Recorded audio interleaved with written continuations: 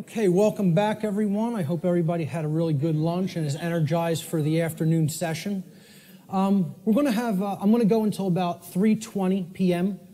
In the first part of this, and we'll take a 10-minute break there, and then we'll start in again about 3:30, and we'll go until 5, and then we'll come to our dinner break. So let's pick up where we left off.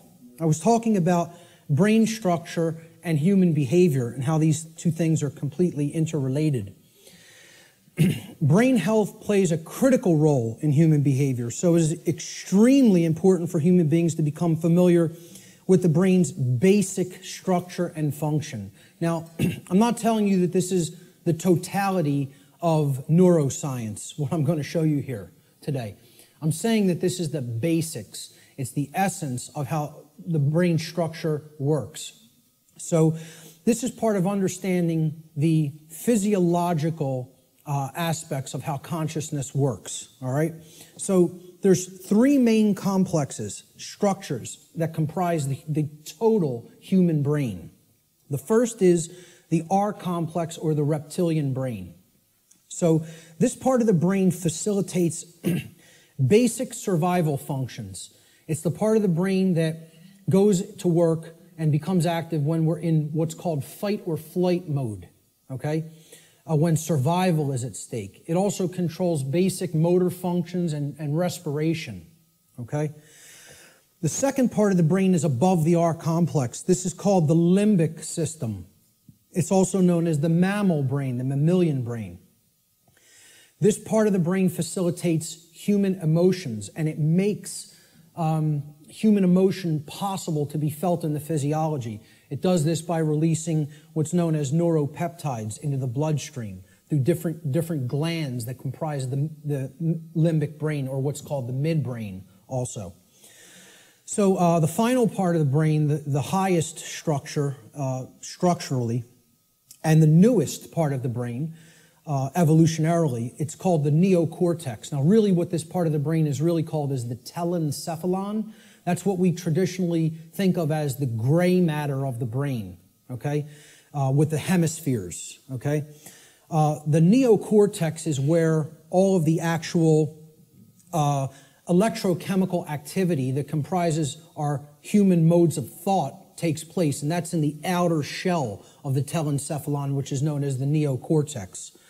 So this part of the brain actually facilitates all human functions of thought, what we consider the things in thought that make us a human being and separate us from the animal kingdom. Higher thought functions, logic, intuition, creativity, okay? So we'll break down these parts of the brain and give you some visual understanding of them. So down here,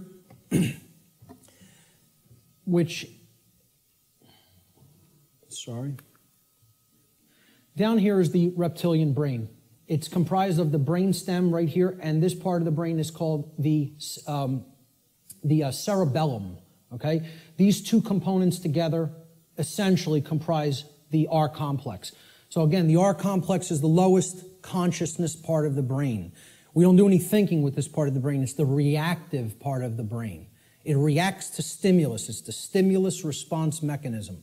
Now, up here in this middle part of the brain, these are all the different glands like the hypothalamus, the thalamus, the pituitary and pineal glands, etc., that comprise the midbrain or the limbic system. All human emotions are facilitated, are made possible by this part of the brain, okay? So this part of the brain, if it wasn't working properly, you would not be able to experience a normal range of human emotions. This is part of what psychopathy is.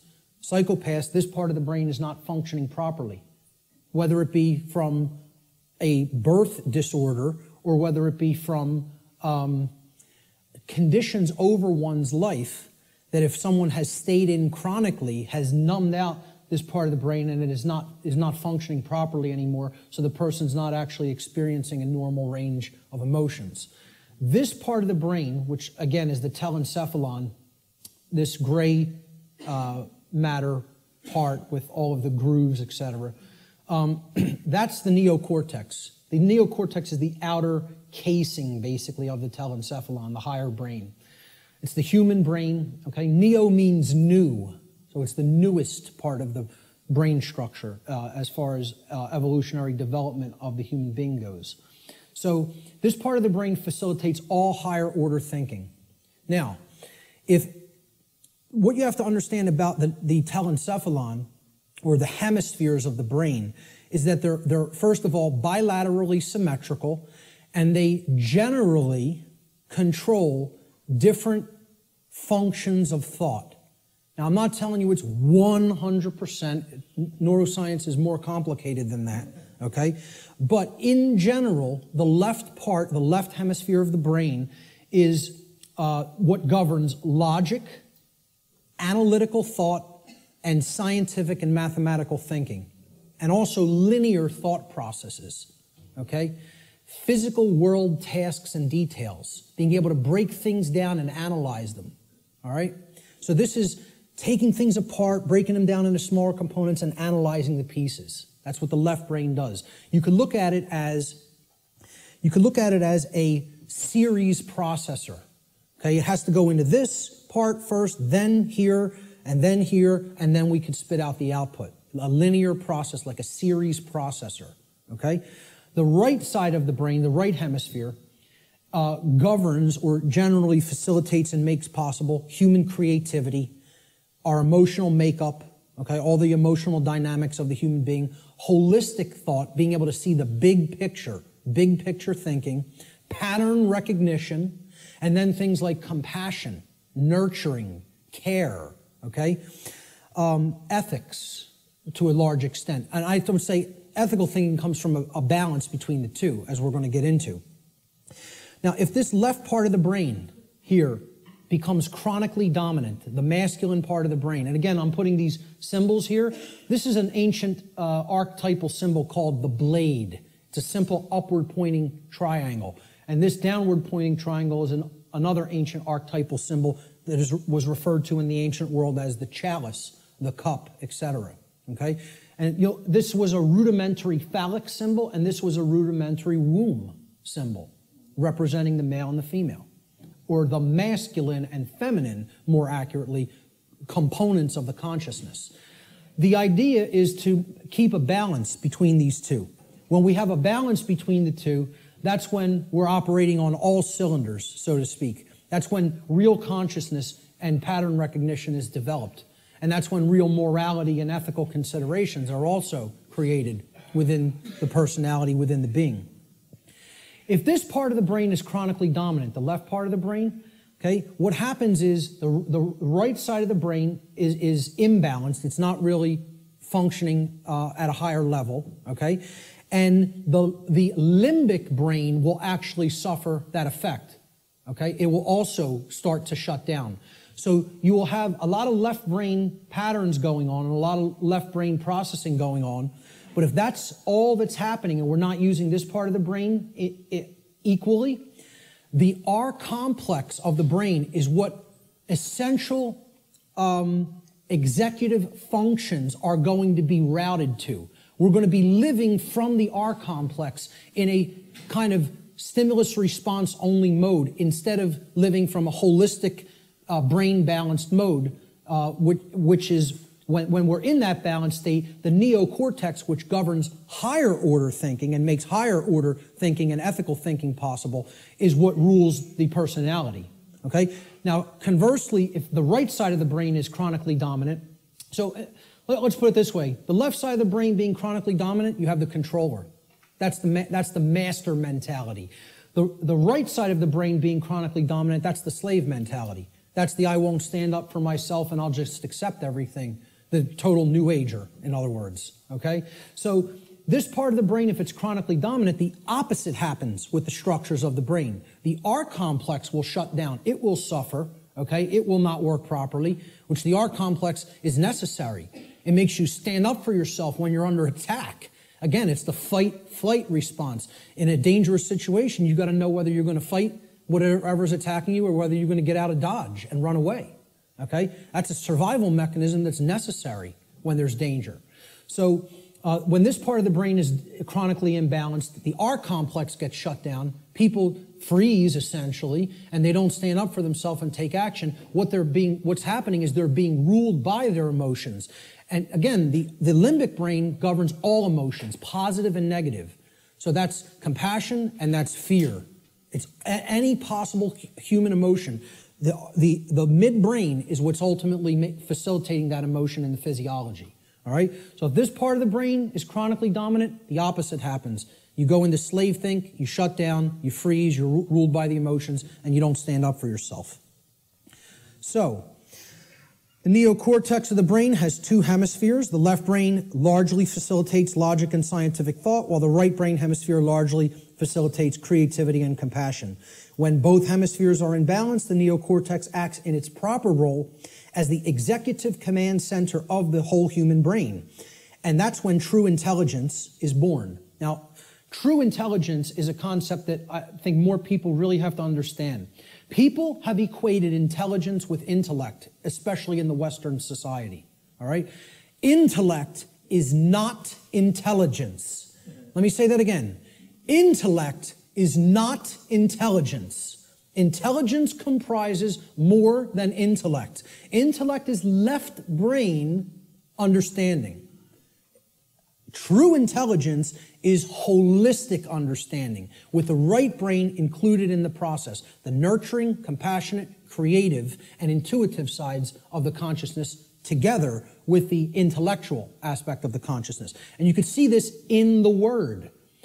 Intelligence, right? Intella is where intellect comes from, okay? And gens, G-E-N-C-E, comes from the Latin verb generare. Generare means to generate or to create. So it's the creative aspect of the personality or the right brain. So intellect plus creativity, logical thinking plus nurturing and compassion. That's real intelligence, holistic intelligence. And most people in our society are not in holistic intelligence. They're in one form of brain imbalance or the other. So let's look at how this manifests. If a human being's left brain hemisphere becomes chronically dominant, the R complex will take over executive function of the brain, and the person will become ruled by selfishness and base desires. And they will develop a personality that is based in domination and control. Conversely, if a human being's right brain hemisphere becomes chronically dominant, the limbic system will take over executive function of the whole brain, and the person will become ruled by their own emotions and develop a personality that is based in submissiveness and naivete. Okay? The slave think mentality. The schism of the individual. Okay? Now this is critical, because this is not only a schism within the individual consciousness, it's a schism of worldview, of the way we view ourselves in the world and the way we view our relationship to others in the world. So I call this the mental schism. And it highlights basically what will happen, what kinds of thinking will manifest when certain types of brain imbalance are present. So when we're in this schism, and again, most of humanity is, if we're overly intellectualizing everything and we're too much in the masculine hemisphere of the brain, okay, we're not using the right or intuitive capacities of the brain, the right brain hemisphere. What this can lead to in the world is, again, rigid skepticism. Now, what did we say about that? It's not conducive to learning. People aren't really going to learn when they're rigidly skeptical. This is a hallmark of scientism. Scientismists, I don't know what other thing to call it, worshipers of the altar of scientism, okay, they have this rigid skepticism because they're purely intellectual. They're not really intelligent. The creative aspect is missing from their personality makeup, okay? Atheism is a hallmark of overly dominant left brain thinking because that, shuns all aspects of spiritual reality. There is no spirit. The universe is a grand cosmic accident. From there you get things like solipsism. People will say, well, isn't solipsism purely left brain? No. It is right. It is right brain. I'm sorry. Is it purely right brain? And I say no. It is left brain imbalance as well. Solipsism can be generated from both forms of imbalance, of believing nothing can actually be known. There is no truth. Truth is a dirty word to many left brain individuals. You'll note. So solipsism plays into left brain imbalance as well. All of these states here inevitably lead to these things down here. Moral relativism comes next. The idea that there's no such thing as the difference between right and wrong, that we just get to make those things up. They don't exist inherently in nature, We just can decide on what's right and what's wrong for ourselves and make it up, randomly. So very, very dangerous ideology, which we're going to be talking about a lot. Social Darwinism inevitably comes after that, all right? This is the idea that a certain class of society can get to direct how the lives of everybody else will go because they're the intelligentsia, so-called, okay? We're the intellectual people, really is what it is, the over-intellectualizing. And we'll direct society because we're the fittest. Like Darwinism postulates the survival of the fittest, well, social Darwinism postulates the survival of the most socially ruthless. And many people believe that's the natural order. They believe that's the natural order, and nothing could be farther from the truth. What that is it's the psychopathic chaos. It has nothing to do with nature, and it has nothing to do with order. It's the exact opposite. So this state, and these are hallmarks of dark occultism as well. Okay? I think I should know a thing or two about it, as I was a priest in it for almost 10 years. I might know a couple of things about Satanism. Okay? So moral relativism is one of the big tenets of Satanism. It's actually one of the pillars of Satanism.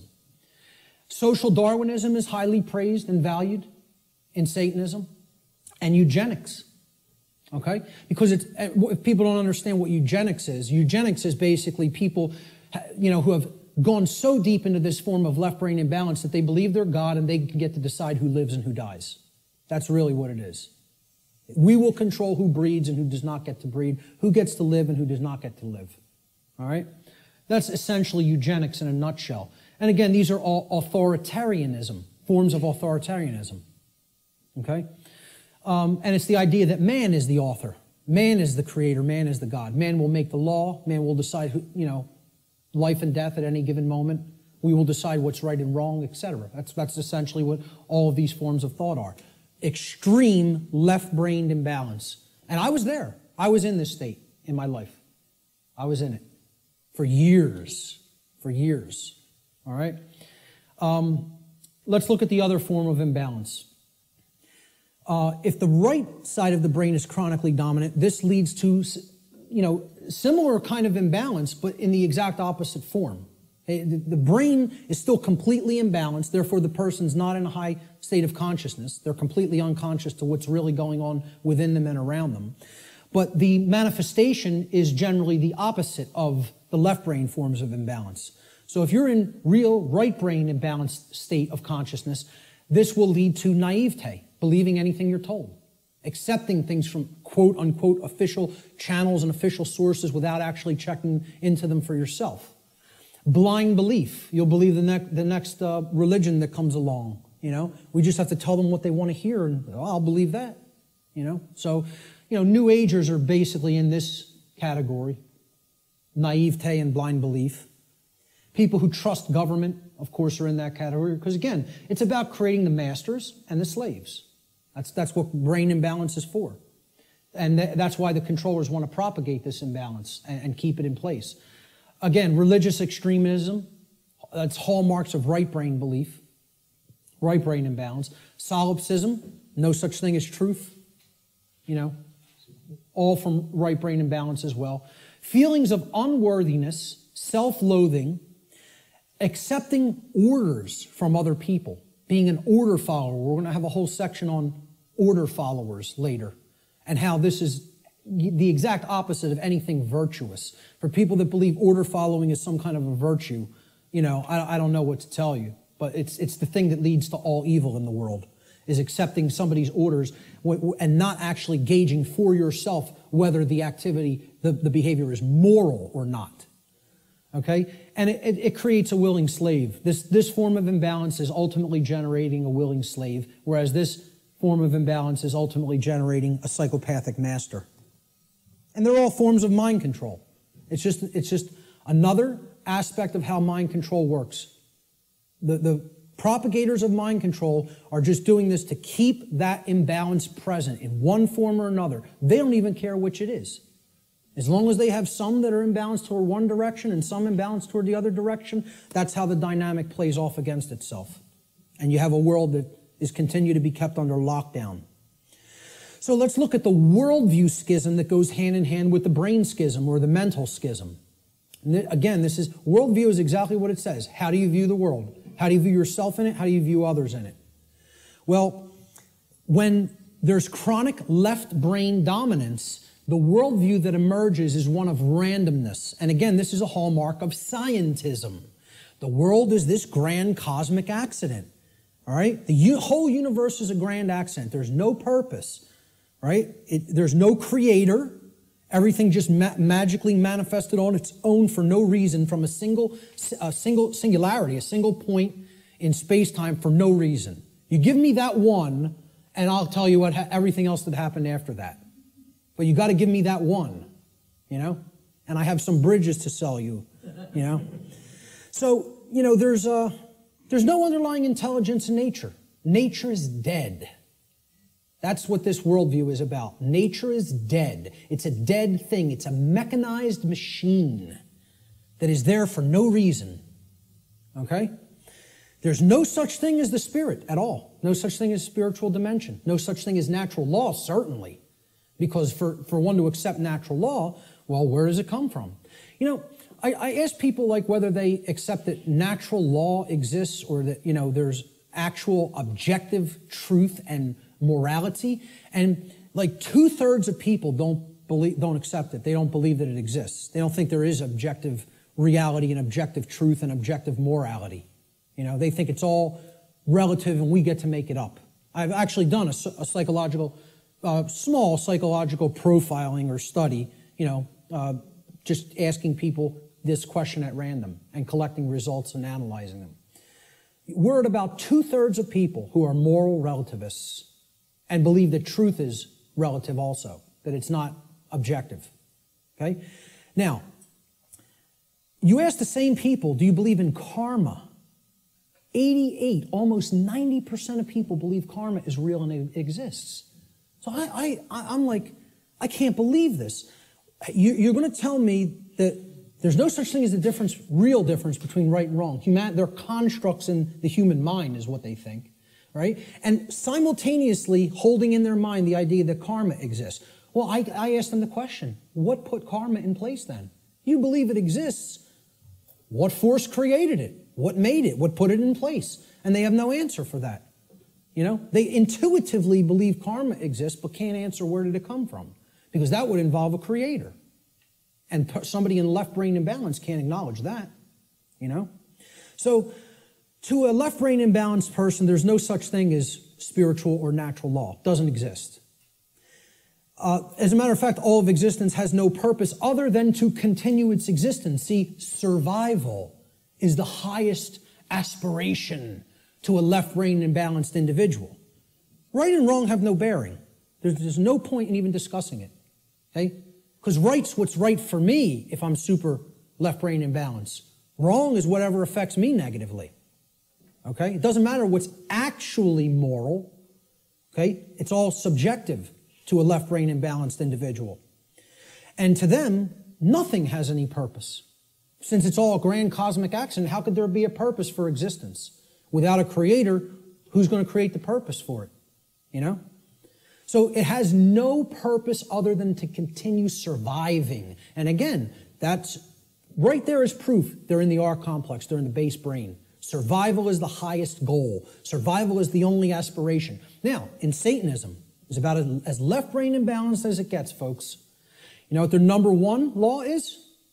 Survival. Survival is the highest law.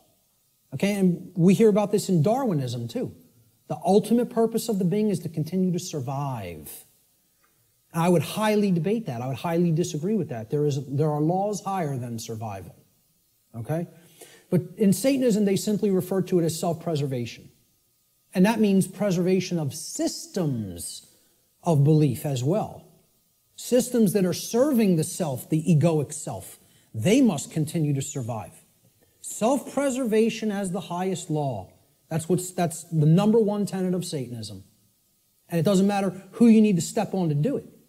Who you need to step on to get one up on somebody else. This is extreme left-brain imbalance worldview. All of these characteristics in the randomness worldview are hallmarks of scientism, atheism, totalitarianism, and dark occultism. You could add to that list. You know, whether you refer to it as Satanism, dark Luciferianism, it doesn't make a difference. It's the hallmarks of the dark occult. On the other side, on the right brain imbalanced side of the worldview, there's another worldview called determinism. Okay, determinism is based in right brain imbalance and is defined by, in general, helplessness, religiosity, and the dismissal of free will. This worldview will eventually lead to a society of blind order followers and willing slaves who accept their conditions as their lot in life. So, hallmarks of deterministic worldview. God controls every event in creation. Nothing happens at random. There is no free will. So you can never throw anything a curveball through free will. Every event is preordained. Okay? And religionists believe in this. See, I like to say, my presentation is going to piss everybody off. And that's what it should do. Because if you're in one of these forms of belief systems, it represents one form of imbalance or another. So people who believe in government and science are in that left brain imbalance. They're going to get pissed off that I'm talking about that form of imbalance. And then the people who are in religion and the New Age movement, they're in that right form of imbalance, so they're going to get pissed off at that. Good. Let them all be pissed off. The truth will piss you off, and then it will set you free if you accept it. So, you know, all occurrences are preordained. Free will is an illusion. No, you know who just said this in his latest book? Stephen Hawking, who you would think is the most left-brain person that you could think, worships at the altar of scientism, believes the universe is a grand accident, okay, and a mechanized machine, okay? It's like this comes full circle.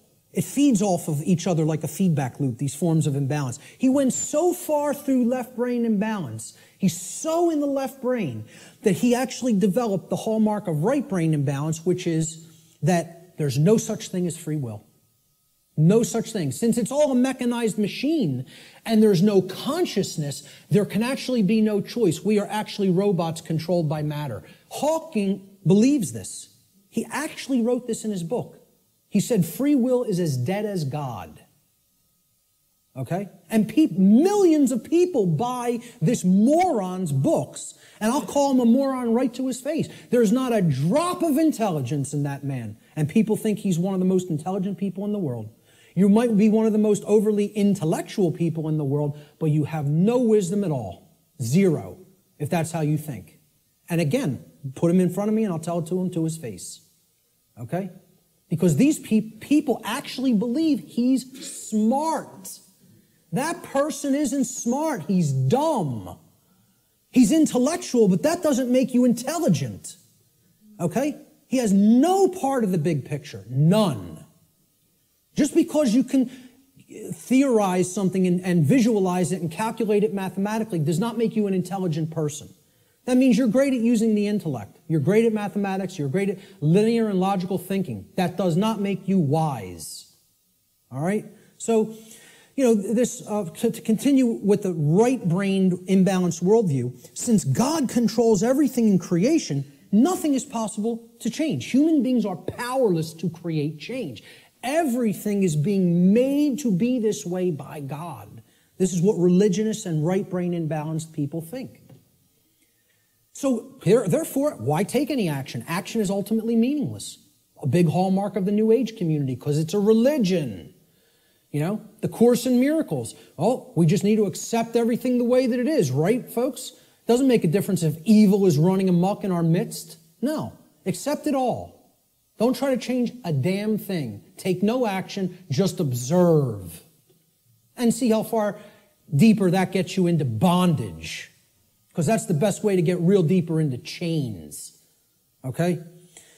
So these are all hallmarks of religious extremism and what I call simply slave think. Because that's what it is. Let's not euphemize anything. Let's call them what it really is. This is master think, that's slave think. And if you want a world that continues to propagate slavery, you'll stay in one of those forms of brain imbalance. And this right brain imbalance, in addition to religious extremism and slave think, is the hallmark of the New Age movement and their followers, their religious followers.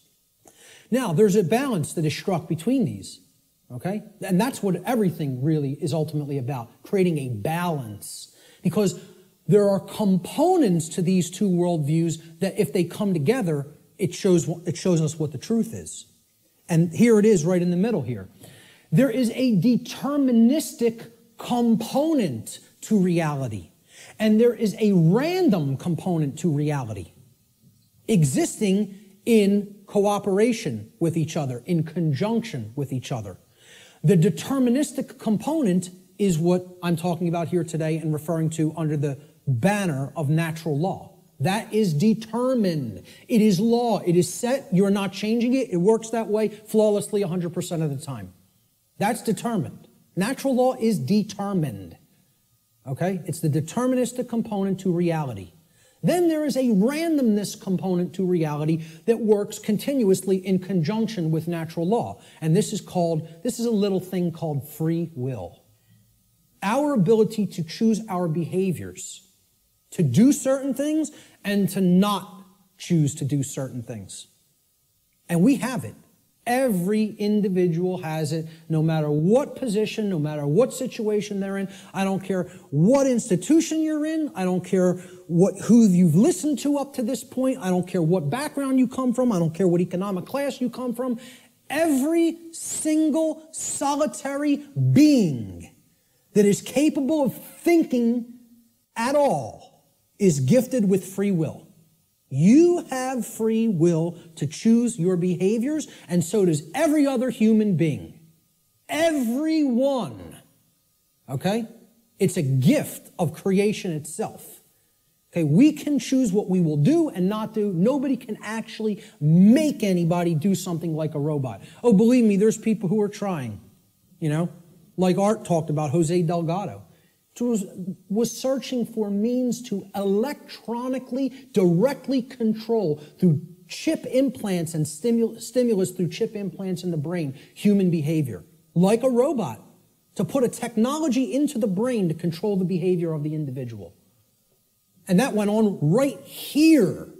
This is where that took place, folks, right on Yale's campus, okay? Read some of his stuff. You want to be disturbed? You think what I'm telling you is somewhat disturbing. Read some of Delgado's material. He was telling people, we're going to show you that free will doesn't exist. We're going to show you there's no such thing as rights, that we make up what rights are. The ruling class makes up what a right and a wrong is. We tell you what it is, and you have no choice. And he was telling you, we're going to show you you have no rights, that you're our slaves. Yeah, read some of his material. And an excellent book Art recommended too, Jim Keith, Mass Control, The Engineering of Human Consciousness. If you haven't read that book, get it and read it. And that's just an introduction. And many people think he was murdered over it. So truth lies in the middle of these worldviews. There's a deterministic component called natural law. There's a random component called free will, our ability to choose our behavior freely. So let's look at this debate that's been going on since time immemorial of human nature versus human nurture. And again, I'm getting ready to piss everybody off, okay? This debate's been going on forever. Which is it? What's human nature really look like? What's its essence? Is it angelic or demonic? Okay? I would say it's neither. It's neither one of these things. It's not both. It's neither. So nobody wins here, who falls on one side or the other. And it's a very difficult thing for people to accept as well. Because when we ask the question, what is the nature of a human being? It's a very similar question to asking, what is the nature of this computer up on this platform? What is the nature of that projector? What is the nature of those cameras?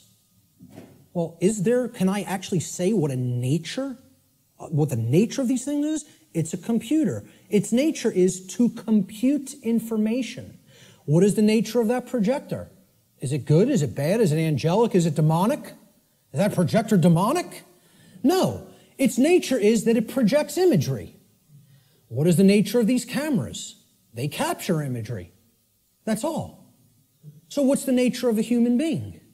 The nature of a human being is that it takes in information, it processes it, and then it outputs it through behavior. And as we're going to see, that's very much like a computer. I'm not saying that it is a computer. I'm saying it's like one. Okay? So human nature is neither inherently good nor inherently evil, as many people think fall on one side of this argument or the other.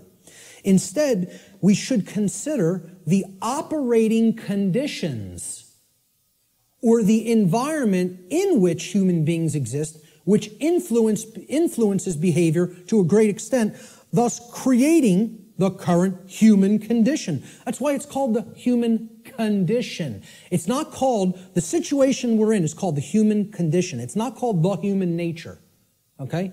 It's called the human condition. There's a reason it's called a condition. For any condition to be in place, well, hey, what condition is my computer in right now? What condition is my projector in? What position is Richard's cameras in? They're in operating conditions. They're doing what they're supposed to be doing because they've been kept up in good condition. Okay? In the example of my computer, it has a working operating system without malware on it. Okay? It has software that does the job, that does what I'm asking it to do properly without bugs. Okay? Those are the conditions. The operating conditions will determine how does it perform. What kind of output can it put out into the world? All right? So, again, what I'm saying here is that human beings are like computers. Not that they are computers. Let me just state that emphatically. We're not computers. We're like computers. Okay? We are programmable. That's the nature of a human being. How many people have ever heard anybody say that the nature of a human being is that a human being is programmable? To my knowledge, I'm the only person or researcher that is calling that human nature. Our nature is that we can be programmed. And there's another thing, that's another thing people don't want to hear. They don't want to hear this because they liken it to a mechanized machine. And I'm not saying, again, to emphasize, I'm not saying we are computers. I'm saying we're like them in the ways that we can be programmed. So what gets put into a person through the environment, which is called the culture, all right, and becomes their programming, determines what they will output onto the screen, which is called human life. And that will create the human condition in the aggregate as more and more people operate that way.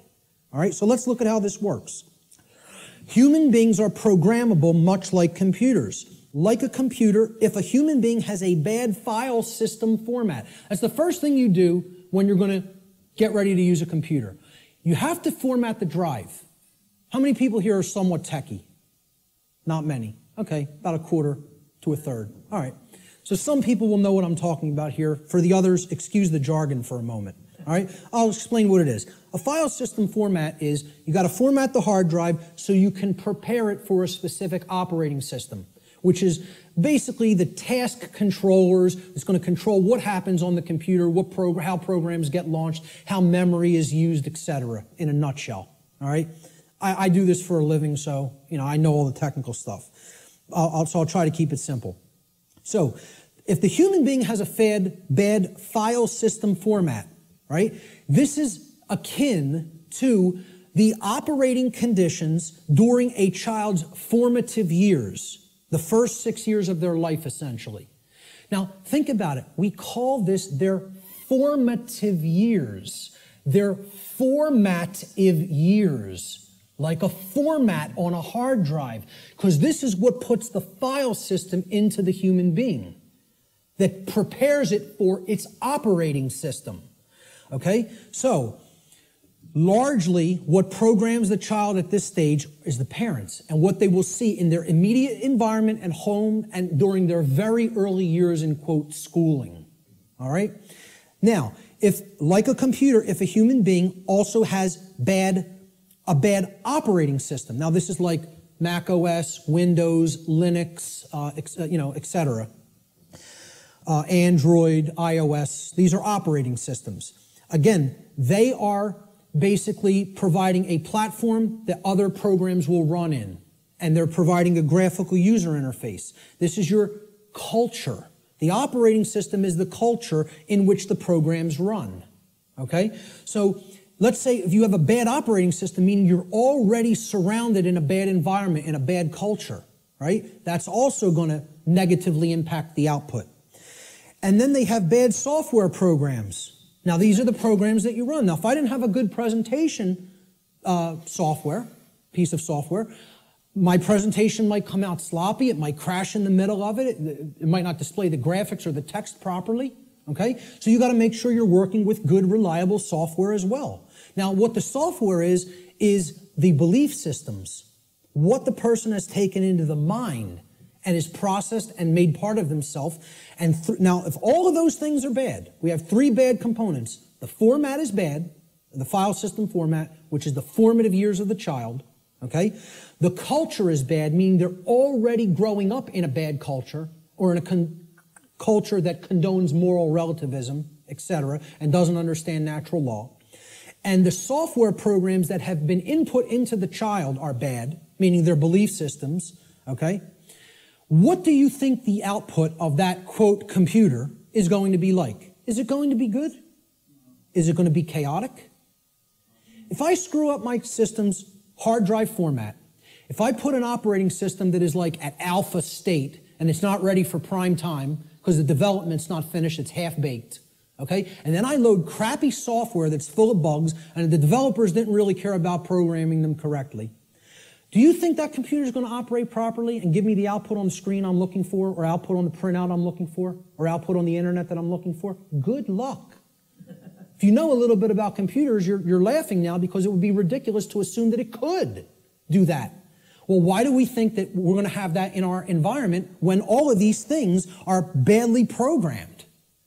See, the output onto the screen is also going to be horrible if all those three things, that determine how the system works are also bad. So it will contribute to deteriorating conditions on a mass scale.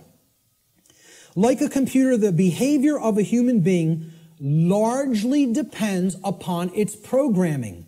And its programming is the quality of the information that is being input into it. The quality of the information it's taking in.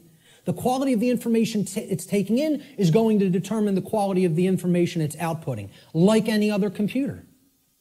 So if garbage goes in, surprise, garbage is going to come out. If good information goes in, quality will come out. And the output will be as one wants it to be. It will be able to process and create efficiently, effectively, not chaotically. Here's a very simple diagram. Again, if people understand it, they really get how natural law functions. And again, it's very unpopular. People don't want to look at what the bottom base foundation or platform of this structure is. Because once again, this idea that knowledge is what's required makes many people upset because they want to believe they're going to achieve these things they say they want without doing the work to acquire that knowledge and therefore understand the requirements for obtaining those conditions. So we start with available information. And when people look at what I'm going to describe here, they will recognize it as something. And I'll hold what that is for a moment. Available information is what you're starting with. This constitutes potential knowledge. And it can become knowledge if it's taken in, if it's amassed, if it's aggregated. okay? It can be gathered, it can be processed, it can be understood, and then it can be acted upon. You could call this the grammar stage of this three-part process I'm going to explain. Okay? You could also refer to this as the input stage. If we're looking at it in a computer model, this is the stage of inputting information or programming something. Okay? Now, the next step that's built upon this is once you've taken information in, necessary information, you then come to a position of understanding it. You know what it means, you recognize the patterns. All right? So this is the second step in this process. Now, your understanding or lack of understanding, okay? Now, in the first stage, your knowledge or lack of knowledge is going to lead to understanding or lack of understanding. If you have understanding present, your decision-making processes are going to be in harmony with what you say you want, okay? You're going to understand, if here's what I want, this is what's necessary to get that, to make that happen, to manifest it. That's understanding. It's a decision-making process that happens within the mind.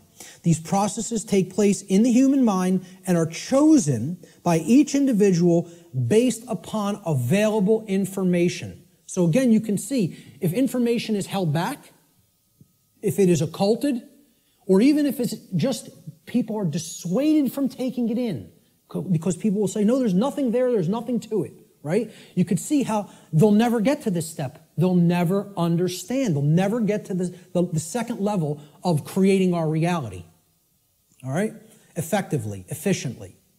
The third stage to this process is what you do with what you have come to understand, to know and understand.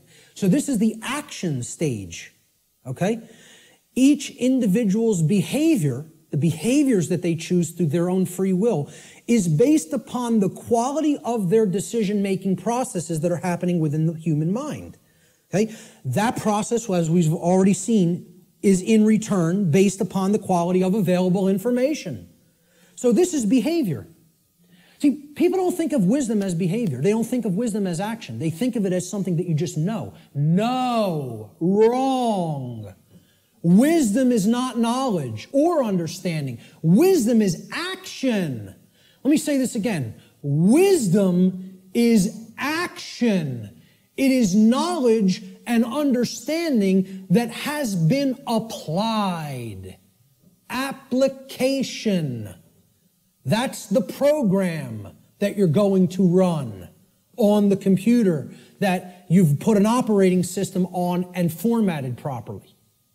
The application is the action. When you're working in a computer doing things, you're working in an application.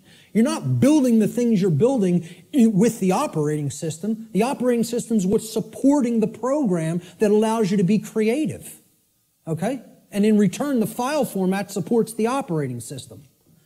So, we start with available knowledge. That can be converted in available information, which can be converted into knowledge, which can then, through decision-making processes and filtering of that information to eliminate inconsistencies, can lead to an understanding. In continuation, the understanding can then lead through our free will decision-making processes to be converted into behavior, into action in the world. That, when it's done properly, it's wisdom. When it's done with morality and ethics in mind, it's wisdom. When it's done without that, it's folly. Okay? And it leads to more and more chaos.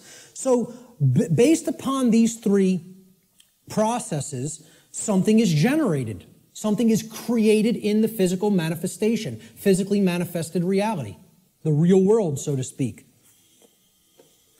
So, the manifested reality is based upon the aggregate behavior. Aggregate behavior. No one person is creating the reality we are experiencing. Okay? It's another fallacy of the New Age movement and thinking. In the aggregate, we are creating our shared reality. All the behaviors put together creates the output on the screen, or the generated result. Is it orderly? Is it chaotic? Well, that's going to be based upon whether someone took in the information, processed it efficiently to come to an understanding, and then acted upon it. The manifested reality is the quality of the condition which manifests in any given society based upon the aggregate quality of human behavior within that society. This is how our reality is actually created. The conditions that we experience as the daily events of our life. It's a simple three-stage process that leads to a result. And for many people here, you will recognize, if you've looked into this discovery process and this creative process, is known as the trivium. This is what the trivium is. Okay?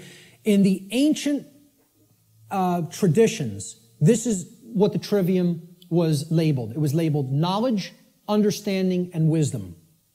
In the later aspects, when they passed out of mystery school tradition hands and went into some other think tank and society hands, the knowledge of the trivium was termed grammar, logic, and rhetoric. Grammar being the knowledge stage of aggregating available information, logic being the understanding stage of making using processes to analyze and filter said information and come to an understanding of it. And then the rhetoric stage was the application, the action, taking action based upon what you've come to understand. Now, there's a third way of looking at the trivium in computer jargon, and that is input, processing, and output.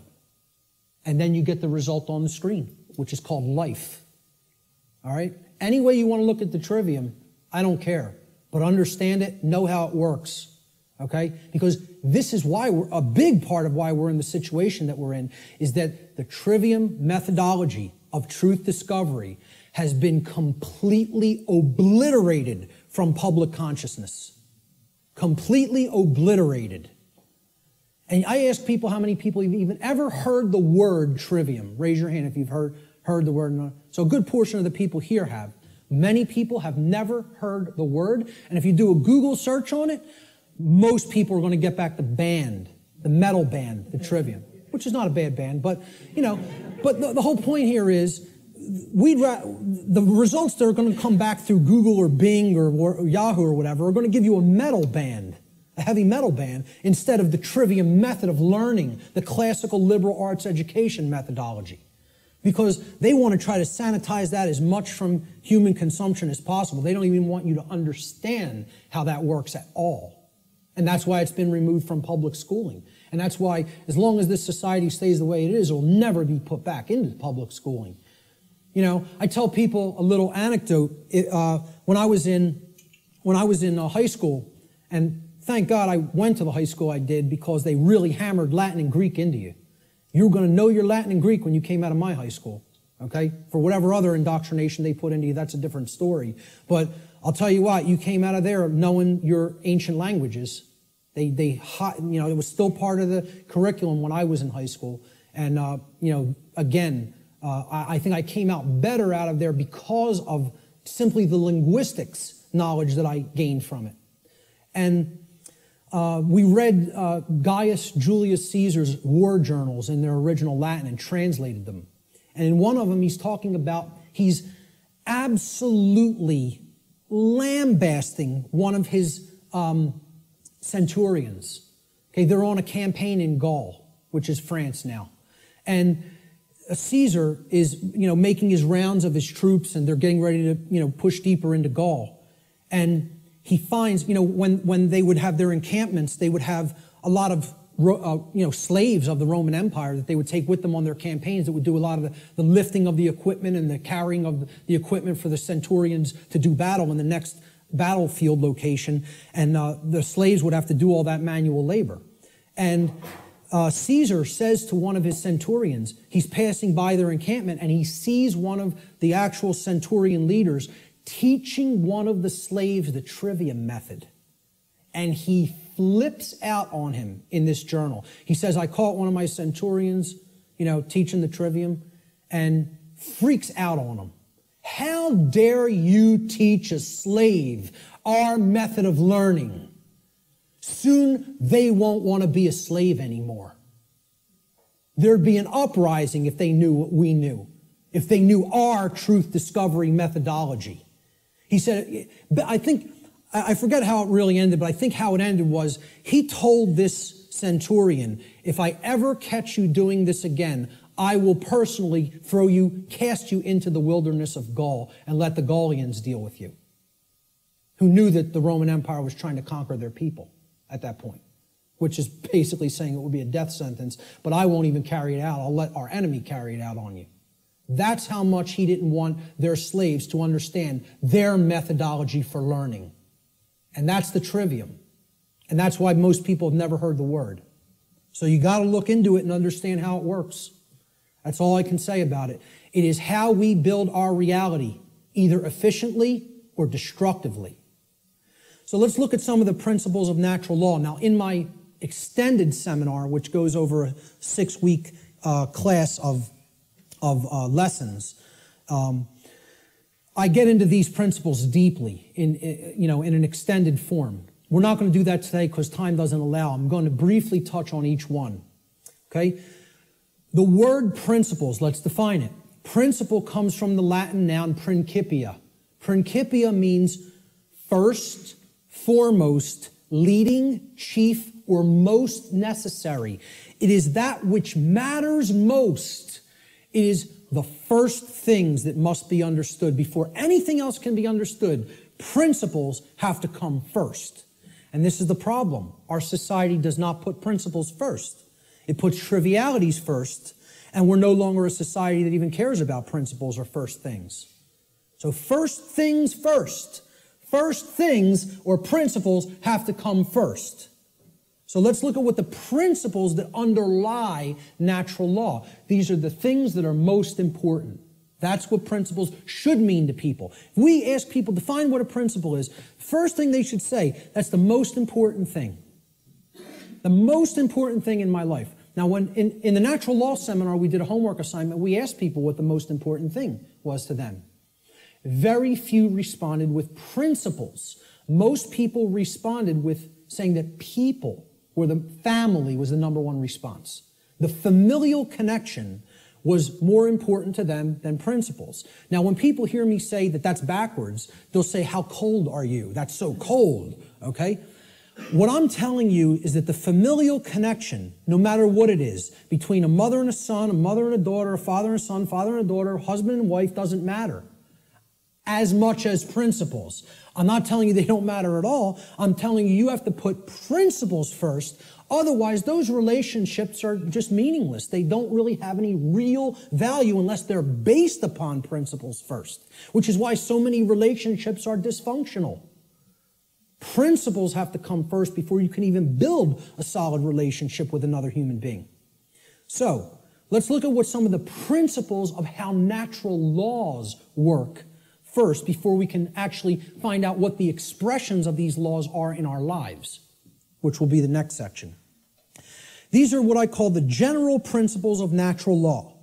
Natural law is expressed through 7 basic underlying principles, plus what I have referred to as an 8th or hidden principle, which you hear very few other researchers, even people who are studying this from the occult perspective, who are studying this from the consequentialism perspective, you very hear them incorporate the 8th and all-encompassing principle, which I'll get to last here. This 8th principle, which I call the lost principle, binds all the other 7 principles together. All right? These principles together constitute a master key through which universal wisdom, including the knowledge of the requirements to obtaining what we desire, is then unveiled or de-occulted. When people ask me, well, what do you consider yourself in your performance of presenting what you present? I tell them, I consider myself a de-occultist. I'm no longer an occultist. I'm a de-occultist. I'm attempting to take this information out of hiding. It's been hidden. The hiding of it is destroying the fabric of our society and putting us into bondage. It needs to come out and be non-hidden. It needs to be unveiled and shared widely and freely with anybody who's capable of accepting it and comprehending it now. Because we're not in a position where we could wait longer. We're at the precipice. Okay? There is a moral obligation to bring this information to the public now. Okay? So, I consider myself a de-occultist. One who takes things out of hiding and presents them openly. These are the 7 general principles of natural law. Many people who have studied some variants of occultism may recognize these as what are known as the Hermetic principles. Hermetic essentially comes from Hermes. Hermes Trismegistus, the thrice great one, as he was referred to in the ancient Greek mystery traditions. Okay? He was considered a messenger of the gods. He brought the wisdom of the gods down to humanity. Okay? In the ancient Egyptian and Cometian traditions, he was the scribe of the gods known as Thoth. All right? He has other incarnations as well. But the Hermetic tradition is named such because it's hermetically sealed, like natural law is. Natural law is hermetically sealed. It is binding principles that are immutable. They are laws that are in operation that cannot be changed. Hence, they are hermetically sealed. So, these 7 general principles, they are mentalism, correspondence, vibration, polarity, rhythm, cause and effect, which is a huge one, which we'll be getting into, and gender. So I'm going to briefly describe what each of these are and what they are about. The principle of mentalism states that the all, everything in creation, is actually a manifestation of mind. The all is mind. Okay, what this means is everything that happens has to be a result of a mental state which preceded it. Everything. For anything to exist, thoughts had to form first, and then they formed the physical reality after. The universe itself is a mental construct of the Creator. Thoughts lead to the manifestation of things and events. Thoughts create conditions. Thoughts create things and conditions. They cannot just magically manifest themselves. Thought comes first. Thoughts create our state of existence and the quality of our experience here on earth, ultimately. Therefore, be responsible for everything. We should be responsible for everything that we create by being responsible for that which we think. Because the thought processes are what are driving the behaviors. People behave the way they do because they have certain belief systems embedded in the mind and running like a program. Their thoughts and their emotions are driving their actions. So the behavior is not magically suddenly going to just change. The thoughts and emotions have to change because they're the driving force behind the behavior. That's when reality will change. See, people don't want to hear that, once again. They don't want to hear, if you want to change reality, you, yourself, have to change the way you think. Because the way you think is not conducive to the requirements for getting what you say you want. They're doing the exact opposite of that in many cases. So that's the principle of mentalism. The principle of correspondence states that that which is above is similar or like to that which is below. So what this means is that which is below, and that which is below is like to that which is above. It's a mirror, okay? The above is like the below is like the above, all right? The above, in this case, is the macrocosm, okay? The laws of the very large things, okay? The laws that govern the creation which we consider is seemingly outside of ourselves. We know at the deepest level that it's not, that we're one with it, but, you know, we perceive this as out here, the laws that govern the large aspects of things. So the macrocosm, or the very large, the totality of everything, and the microcosm, which is the very small, or the individuated units that comprise the whole in their aggregate, okay? They are reflections of each other. They cannot be separated from each other. As one goes, the other goes. The universe is actually a holographic system, okay? It's a hologram is an image, okay? You pass a laser through it, and it then projects a 3D image, okay? It's like a flat image, and it projects a three-dimensional image. But aspect, why they call it a holo, like holistic, hologram, holistic image, is if you break a hologram into multiple components by cutting it. So if I take a hologram and I cut it in 4 pieces, you don't have a quarter of the image on one part of the hologram and a quarter on the other and a quarter on the third and a quarter on the fourth. You have 4 whole images that only lose their resolution by a quarter. Okay? So everything is contained in all the smaller parts. Okay? That's like the reality that we're living in. Our universe is a holographic one. So the universe is inside the individual. And the entire universe is like an individual. They're reflections of each other. To know the workings of the individual will help lead us to an understanding of the macrocosmic laws. Similarly, to learn the macrocosmic laws will help us to learn the way that consciousness within the individual functions. These two things cannot be separated from each other. And once again, as I said near the beginning, that's what occulted knowledge is. The knowledge of the occult is how the microcosmic world works, which is the individuated consciousness, and how the macrocosmic world works, which is natural law. So the other part of the principle of correspondence is that our reality is also fractal in nature. Now, if you studied fractals, these are self-similar mathematical generated patterns. Okay? We see this through things like Fibonacci sequence in mathematics, and this is repeated endlessly throughout nature. Okay, so you look at the structure of the atom, and it's similar to the structure of the solar system, which is similar to the structure of the galaxy. They work the same way. They look the same. You pull back enough, you'll keep seeing the same pattern repeat. Everybody ever see the movie that was done in, I think, the 1970s or 80s? It's a short, like 10-minute clip. It's called Powers of 10. Has anybody ever seen this? Yes. A couple people. Watch this movie, Powers of 10, and you'll understand what I'm talking about when I say that the universe is fractal in nature. Brilliant movie. It will blow your mind. Real short, 10 minutes long, something like 9 or 10 minutes long. They basically zoom up into the cosmos to show you how everything is self-similar.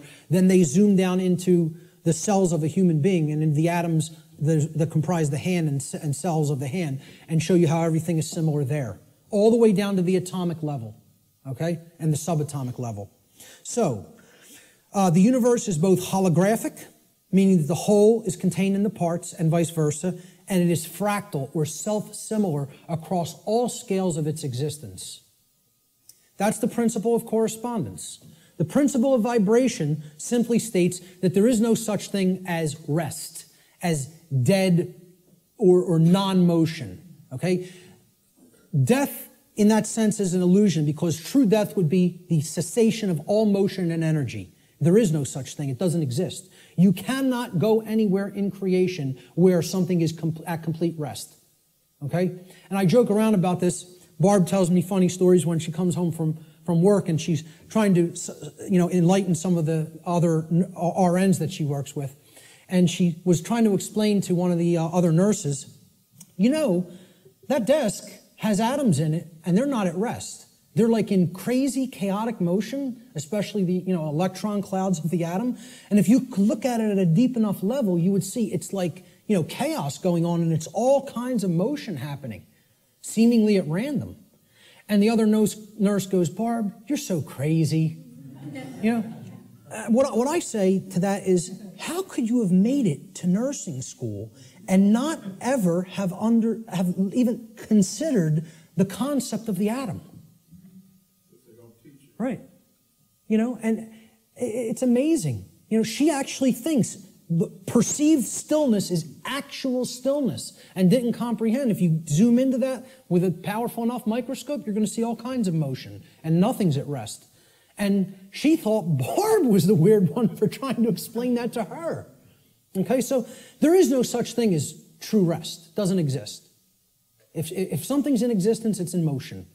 Everything moves, everything vibrates, and at the most fundamental level, the universe and every single thing which comprises it is ultimately pure vibratory energy that is manifesting itself in different ways, different frequencies, different vibratory forms. The universe has no true solidity as such, as we imagine solidity at the macrocosmic level. Matter is merely energy in a state of vibration. And what this is, if we truly understand this, and many sciences are now finally really understanding this and trying to propagate this knowledge out into the public, we will come to the understanding that this is a spiritual construct for experience to be gained, to have an experience and learn and grow in consciousness. That's what the purpose of this whole thing is for, you know? So nothing is truly solid, you know? It's again, like we say, we are spirit having a human experience. The whole universe is spiritual, having a experience in solidity. All right? That's how you have to look at the principle of vibration. The principle of polarity states that everything has a dual nature to it. There are polarities in everything that exists. Okay? Everything has poles. Everything has its pair of opposites. However, opposites, they are identical in nature, but they're different in degree. So let me give you an example of what that means. Are hot and cold really opposites? Or can we simply look at them as the presence of heat energy or the absence of heat energy? Meaning that they're the same thing, energy.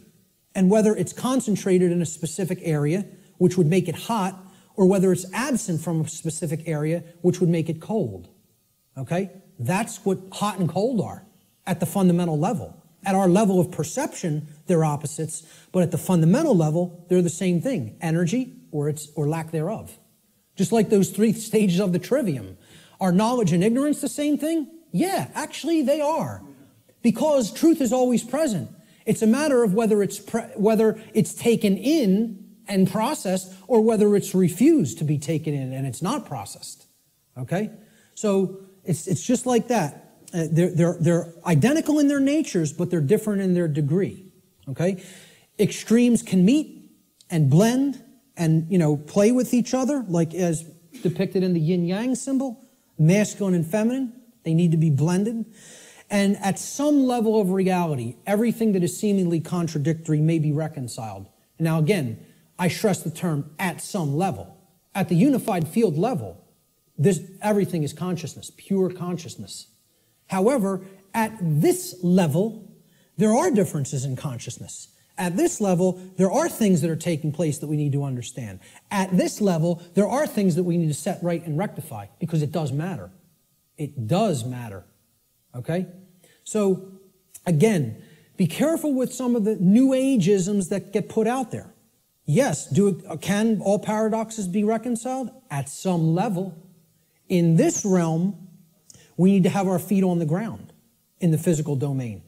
You know, this is the concept in the Hermetic tradition, which is where a lot of this understanding derived from, out of ancient Egypt, what was known as Kem, the land called Kem, was what the actual Cometians referred to it as.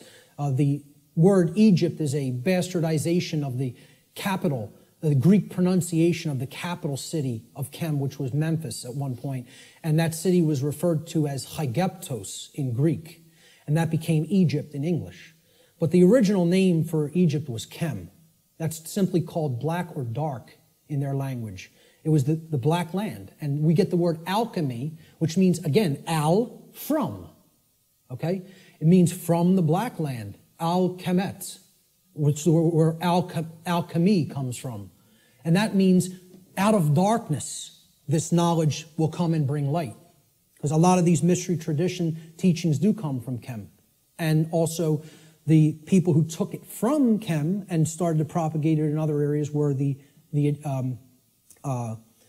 Greeks in the Greek mystery traditions. And again, there was light sides and dark sides to all these mystery traditions. Okay? There were some who used the knowledge wisely and tried to propagate it and tried to elevate human consciousness, and there were those who wanted to use it selfishly for their own benefit and to control others. So my point was that in the Egyptian mystery tradition, I lost my train of thought there. I'm sorry. I was talking about all paradoxes may be reconciled at some level, and I brought up the mystery traditions. I can't remember why I went into that, so I'll just keep going. Let's look at the principle of rhythm. Everything flows out and in. Everything has its tides. All things rise and fall. Okay, so everything has a rhythm to it or a swing to it. There's tendencies that exist in energy. The pendulum swing manifests in everything that we undergo, everything that we perceive. The measure of the swing to the right is the measure of the swing to the left. It's just an opposite. It's perceived as an opposite. Rhythm will compensate.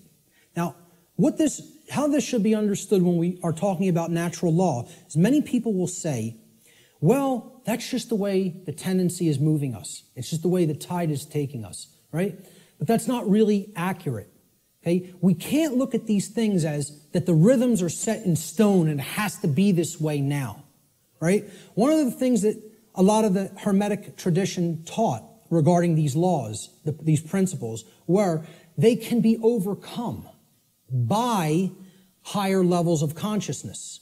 Okay? This one was one of them. Rhythm is a principle that is a tendency for something to swing a certain way. Let's liken it to genetics. You know, if you look at some newer biology, a lot of modern biologists are suggesting consciousness plays into whether a gene activates or not and expresses a certain condition. Well, this is the same way. There's something that can be done about the swing or the tide, okay? Let's look at it as you have a boat, and you want to row the boat out to sea, right? You have to get past the tide. You have to get past the breakers and the waves. And if that tide's really strong at high tide, it's going to be very much more difficult. You're going to have to expend more energy to get it out to sea. If, however, you were taking it when the current's moving out to sea, okay, there's a flow that's moving outward deeper into the ocean, and you start rowing that boat then, you're going to be able to do it much more easily. Okay, so if there's winds pushing along a plane, it's going to have to expend less energy. It's going to get there more quickly, okay, because it's adding to the energy. If, however, you're flying against the wind, you got to expend a lot more energy. It's just a tendency. You can still get to where you want to go. You may just have to exert more effort. Right now, we're in a tendency of things are not flowing, okay? It's an ebb, all right? And it's something that needs to really have more energy put into it if we're going to resist the tendency. It doesn't mean nothing can be done about it. It doesn't mean it can't be overcome. It means at the time we're living in, okay, we want to make this motion go in this direction, but its tendency is to move in this direction. So more will is required at this time to move the consciousness. At other times, the consciousness may be flowing in a positive direction, and it may take much less energy in order to move that consciousness forward. However, we're not living in that time. We are living at what many researchers have called the Kali Yuga, or the age of darkness and destruction. You know, this is the point that resists the flow in consciousness the most. And it's going to take an enormity of effort to break down these pre-existing belief systems that don't serve who we are. So that's the principle of rhythm. This is the principle here in natural law that most fits in with how I'm using the term natural law today, cause and effect. Many people, again in the New Age community, don't want to believe that there's causes and effects, and that effects are driven by causes that, you know, come first and then manifest conditions. So the principle of cause and effect simply states that every cause has its effect and every effect has its cause. Every single thing that occurs happens according to law. All right? Chance is a name for law, a law not recognized. There are many planes of causation, but nothing escapes the law. So again, is there free will? Yes, there is free will. But is there free will to ignore law without consequence? No, there is not. That's the limit of free will. Free will is operating within boundary conditions that I'm referring to as natural law. It's a series of laws, actually, okay? Free will operates within these parameters or boundary conditions that cannot be exceeded or gone beyond without consequence. Oh yeah, you can break natural law. Yes, you can break it, but you cannot break it without consequence. You cannot break it without consequence, negative consequence. And that's why this body of knowledge has in the past been referred to as consequentialism. It is the knowledge of how consequences are generated by our free will decision-making processes within the boundaries of natural law. So this is the law of cause and effect, the principle of cause and effect.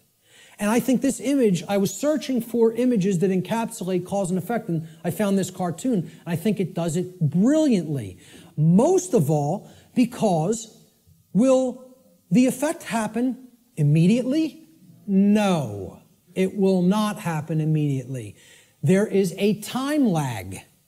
You set the cause into motion, the universe is going to intelligently bring to you, through a rearrangement of all the dynamics that it needs to rearrange, the effect of what you've generated by setting that cause into motion. And there is a time gap between the cause going into place and the effect coming around and hitting you. This is why the pattern recognition of cause and effect is more difficult, because it is separated by a time lag, by what we perceive as linear time. Now, if you did a wrong to somebody and immediately you were stung by a wasp, every single time you did a wrong to somebody, it showed up and bit you immediately within 2 seconds of you hurting somebody, stealing from somebody, lying to somebody, etc. Would you start to connect the stinging to the wrong that you did? I think most people would see the pattern. They would recognize the pattern. But since that doesn't happen, and there's a time lag to experiencing something harmful to ourselves once we do something harmful to other people, it's very difficult for people to see the connection through the time lag. And moreover, it doesn't exactly happen in a one-to-one ratio like this, okay? Karmic consequence is more complicated than all of that, all right? What's happening is that all of us are experiencing in the aggregate the wrongs that the human species is conducting on a daily basis, which we do not attempt to rectify and stop through our inaction. Karma is being accrued. People think that karma can only be accrued from action. No, it cannot. It can be accrued from inaction as well. And that's where many people in our society is. They're not taking any action, and they're willing to let evil run unchecked. So this is ultimately going to come back and bite us, you know, and what we set into motion is going to actually topple over onto us if we don't change our thoughts, emotions, and behaviors. Nothing escapes law. We are bound by it eternally. You know, let me just go back. I'll leave it on this slide for a moment. You know, for some people familiar with my work, you've seen me break down the Matrix trilogy.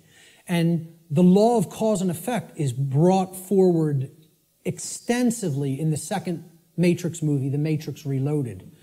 And the scene that encapsulates this the most is the character of the Merovingian, who tells to the heroes who want to be free from the Matrix and its control, okay? You are coming to me without an understanding of why you are in this position. You don't understand the causal factors that have led to the current conditions that are in place. Therefore, you are coming to me with no power to effect change. You are powerless. So why should I help you? You're powerless because you lack knowledge and understanding of what set these events into motion. Why? The question why, he says, why is the only source of real power. Without why, you are powerless. He's talking about cause and effect, and he says it specifically. Causality, he calls the only real truth. And this is the villain. The words of truth come through it's a big technique in Hollywood too. The words of truth are spoken by the villain in the movie or in the series, okay? But if you listen, and there is a twist, a dark twist to what he says. He says free will is like an illusion. No, it is not. That's where the dark occultist is trying to trip up the heroes. There are both free will and natural law. He tries to say free will the Morpheus character says to him, everything starts with choice. And Morpheus is correct. Our choices set that causality into motion before it becomes an effect. And the Merovingian tries to tell him, no, there is no free will. That's where the dark occultist will give you the bulk of truth and then poison it with that one thing he wants to get you to accept. Okay? So the next thing that needs to be understood is the two planes. All right? There's the plane of effects and then there's the plane of causes. No power to affect any change lies on the plane of effects, which is the physical manifested reality. Again, what already is, nothing can be done about. What already is, you cannot change. You cannot change the past. You can change what it is starting now and make sure that it gets changed in the future. But right now, what is the truth, and all you could do is accept that or reject it. You can't change the past. So the physical world that is manifested up to this point happened because of things that occurred in the past.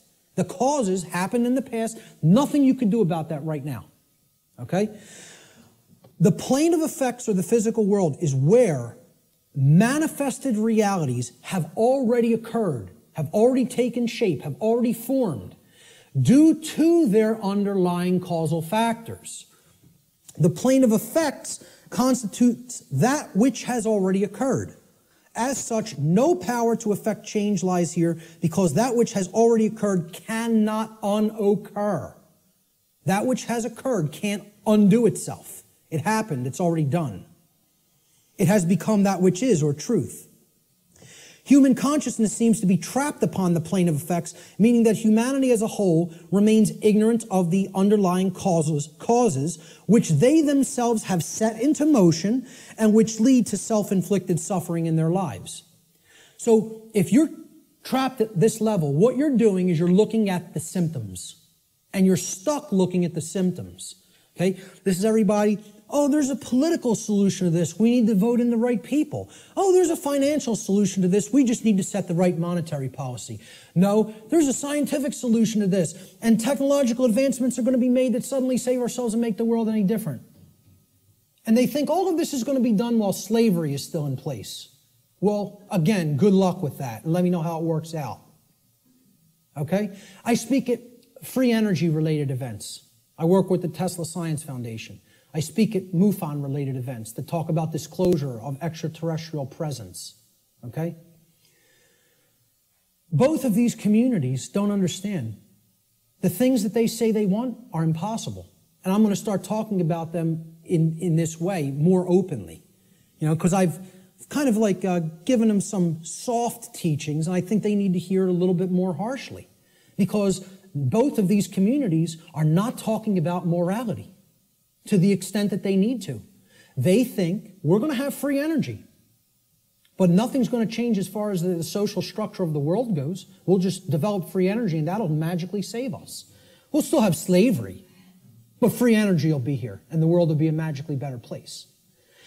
The UFO community, they often think, oh, we're going to get disclosure. They're going to come out and tell us everything they know about other intelligences that are out there in the galaxy and in the universe with us, okay? And they think they're going to get that in a climate of slavery. Well, good luck with all those things. You got to take down the existing structure first, okay? People think, oh, we got to build the new world while the old one decays. You have to destroy the existing power structure with the power of truth before anything new is going to grow here. Because this place is a garden full of weeds, of poisoned ideologies and completely erroneous belief systems that have no bearing on truth whatsoever and cannot get us what we say we want. Until those thoughts are changed, don't expect the results you want. So to the free energy movement, I say you're never going to get free energy in a climate of slavery. To the UFO community, I say you will never get disclosure in a climate of slavery. Slavery has to end first. Then you could get what you say you want. So, again, no power to effect any change lies in the world of effects. Cannot be done. You are rearranging the deck chairs on the Titanic while it sinks. You're not creating any change doing those things. because the underlying causes aren't changing. And the underlying causes are how we think, how we feel, and how we behave. And no one wants to look at that. They want to think all those things can stay in place and I can magically get what I want. I want to keep my hand over the fire, but I don't want it to burn and blister. Well, enjoy. See, find out what you get when you do that, because that's what we're doing when it comes to natural law. So let's look at the plane of causality. This is the other plane. This is the mental realm, the mental world. Again, according to the law of mentalism, the first principle of natural law, everything that manifests must first manifest in mind before it can manifest physically. So again, if the plane of causality is the mental world that's generating the causes in mind, okay, everything is happening there first, and then it is trickling down to the physical domain. It is manifesting in the physical domain only after it has manifested in the mental world.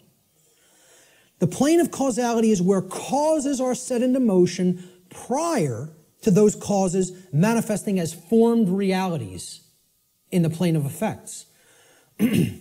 This plane of causality constitutes the causal factors, the why, which underlies and precedes all manifested things and events. All power to effect change lies on this plane of reality. Human consciousness must move away from the plane of effects and to the plane of causality in order for human beings to understand the causal factors of the conditions which they are collectively manifesting in their lives. Only then will humanity be able to co-create their shared reality on a conscious level, meaning with an understanding of how natural law operates, rather than on an unconscious level, meaning that we don't understand how natural law operates. And I just look at it in a simple graphic, in a simple, chart or graph. This is the higher realm. This is the world of causality, the mental world, the why, the underlying causal factors, okay, that precede conditions which are manifested. This is where our consciousness has to go, because this is where all power to effect change is at, in the understanding of why that manifested to begin with. So these are the symptoms. This line could be looked at as the diagnosis. You have to make that diagnosis and get to the underlying causal factors that lead to the symptoms. Okay? The plane of effects, on the other hand, meaning the physical world, is the manifested realm. That which has already occurred, that cannot be undone. At least in the present moment. You could start in the present to undo it in the future. But as far as the present moment and all moments in the past go, you're not changing that. That's truth. That's what is. Okay? That's already manifested. You can't change it. No power to effect change lies in continuously analyzing the symptoms. You got to do that long enough that you know where the problem's at. You've made the diagnosis. Now you can get to the causal factors and start going to work changing those causes. Okay? Unfortunately, this plane, the plane of effects, seems to be where human consciousness in the aggregate is trapped. It can't seem to get past there. Even if it recognizes the problem, it wants to keep describing the problem. It wants to keep describing the prison. It doesn't want to look at the causal factors because it's afraid of what the causal factors are. It doesn't want to acknowledge the causal factors lie in how we think, feel, and act, and until those things are changed, the external manifestation cannot change. That takes responsibility. The final principle of the 7 principles of natural law, at least the formalized ones, are gender. Again, I'm going to talk about an 8th lost one. Gender exists in everything. Everything has its masculine and its feminine components or principles. We've already seen that when it comes to the human brain, consciousness, worldview, etc. Gender manifests on all planes of existence. Spiritual, mental, physical, everything. Okay? Very simple concept. What I want to briefly talk about is mental gender. Mental gender is the state of coexistence between the masculine and feminine aspects of the mind. Again, we've already looked at this. We looked at the breakdown of the physiology of the brain, at least of the higher order part of the brain, the neocortex.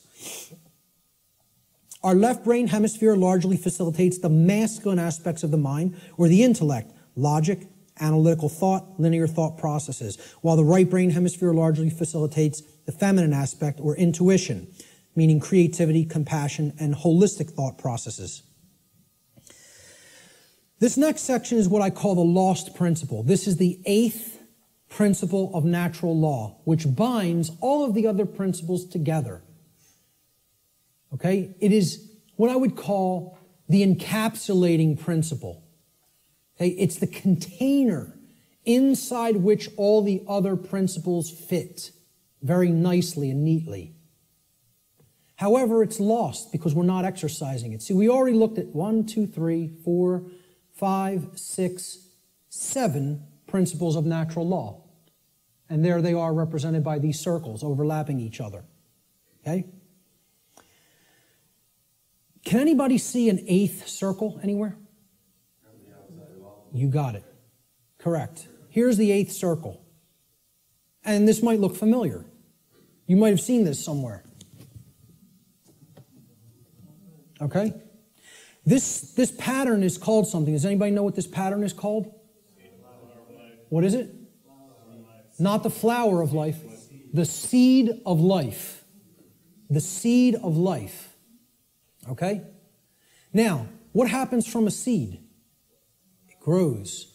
It generates something. It creates something.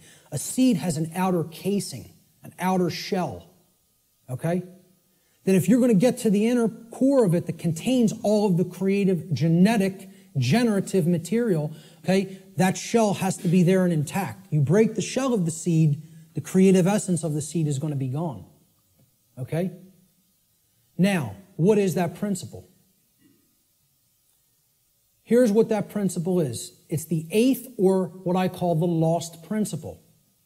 And it's the thing that has to be present in order for any change to manifest itself. And it is not what most people think of it as. Even when I tell you what this is, I guarantee you there will be an inaccurate connotative meaning for what people think this means. Okay? Here's what the 8th principle is. It is known as the generative principle, or the principle which governs creation, which actually is the causal factor that goes into effect and generates the result that we say that we want. But what's the real term for it? Who can guess what the actual term, what the generative principle of creation actually is?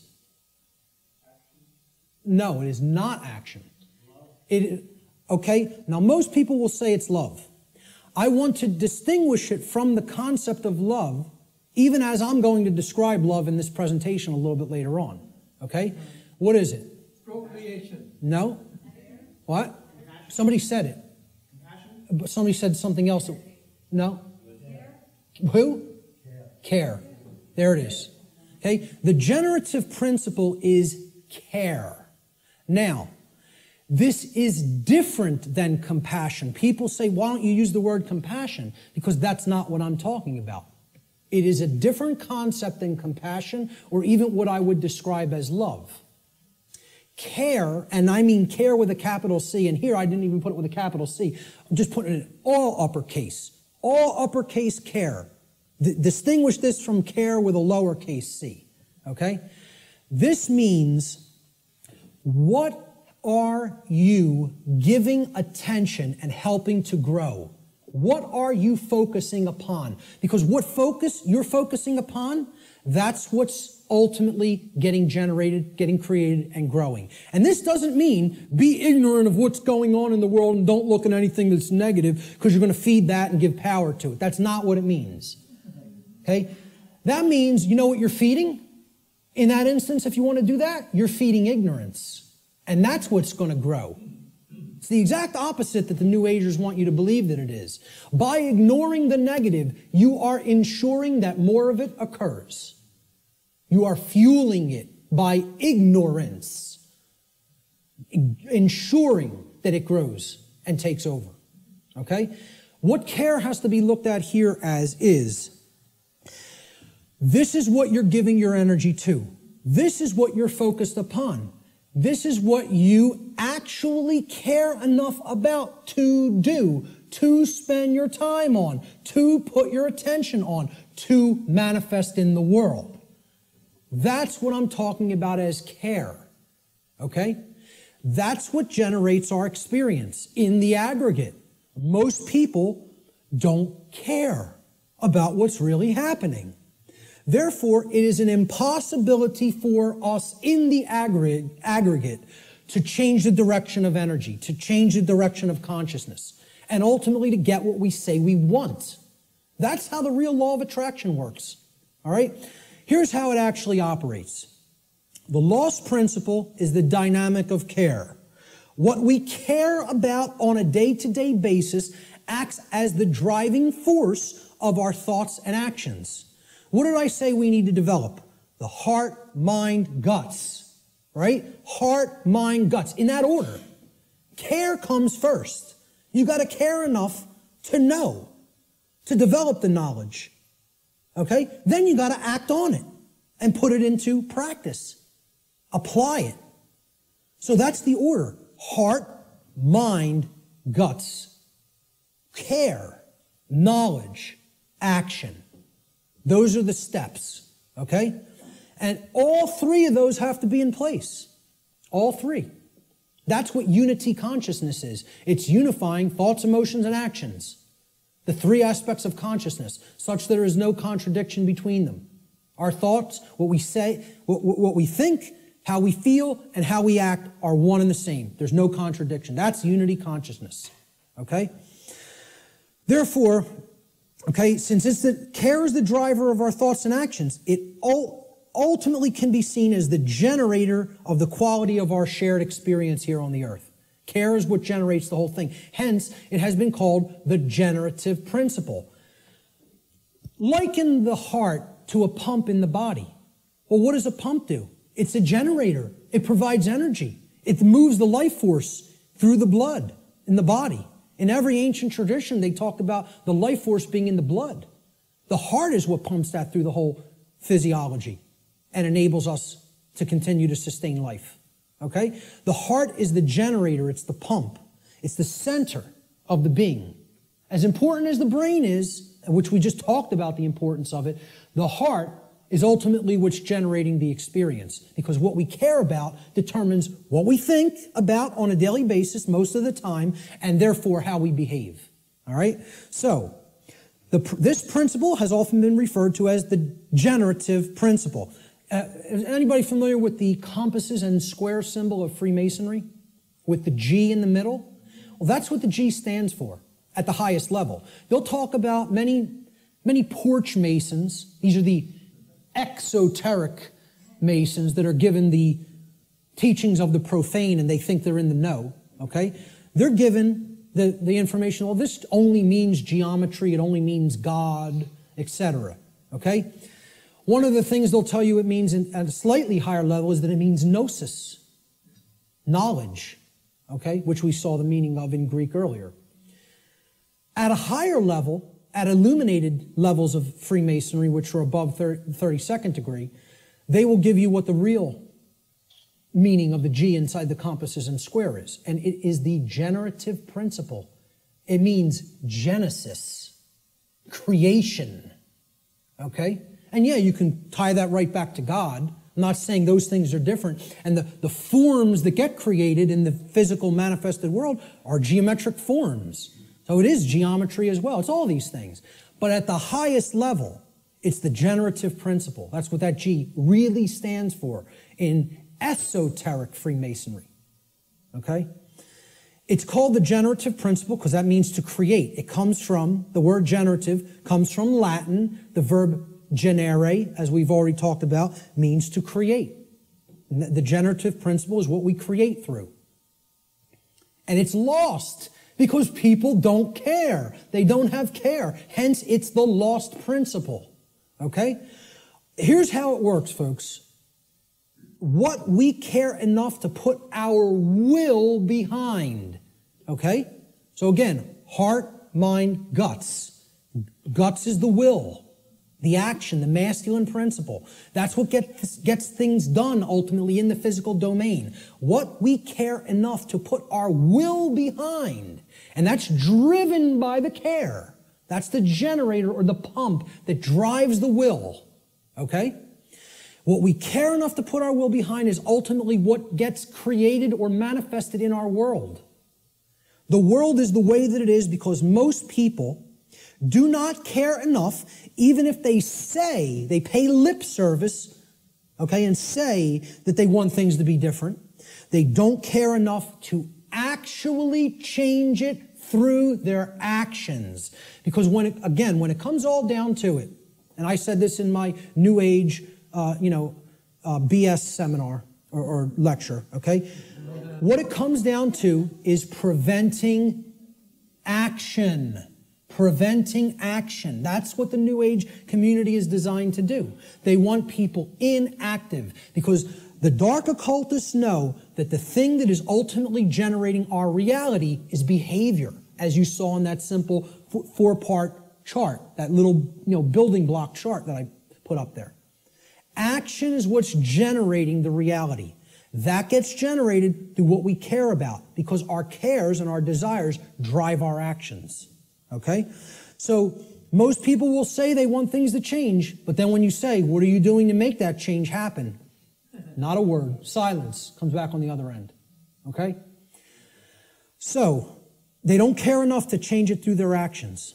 That's what the generative or lost principle is about. And until that principle is regained and people get out of their laziness and most of all get out of their cowardice. Again, in that New Age lecture, I'm talking about what it ultimately comes down to in the New Age movement, and I'll look at any New Ager in the eyes.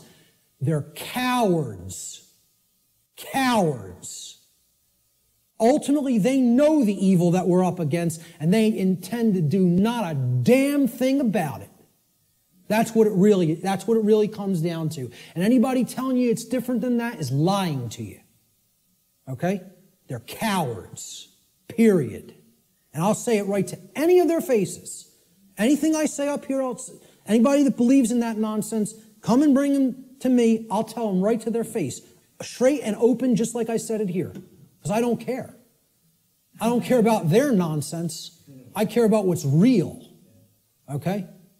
So, I'm telling you, this religion has to go. It's got to go. If people are going to make real change happen, the idea that it can't be done that it can be done without taking actual real-world action has to be purged from human consciousness. Reality does not work like that. Period. The end. And I can't make you accept that. I recognize I can't make anybody in this room accept that.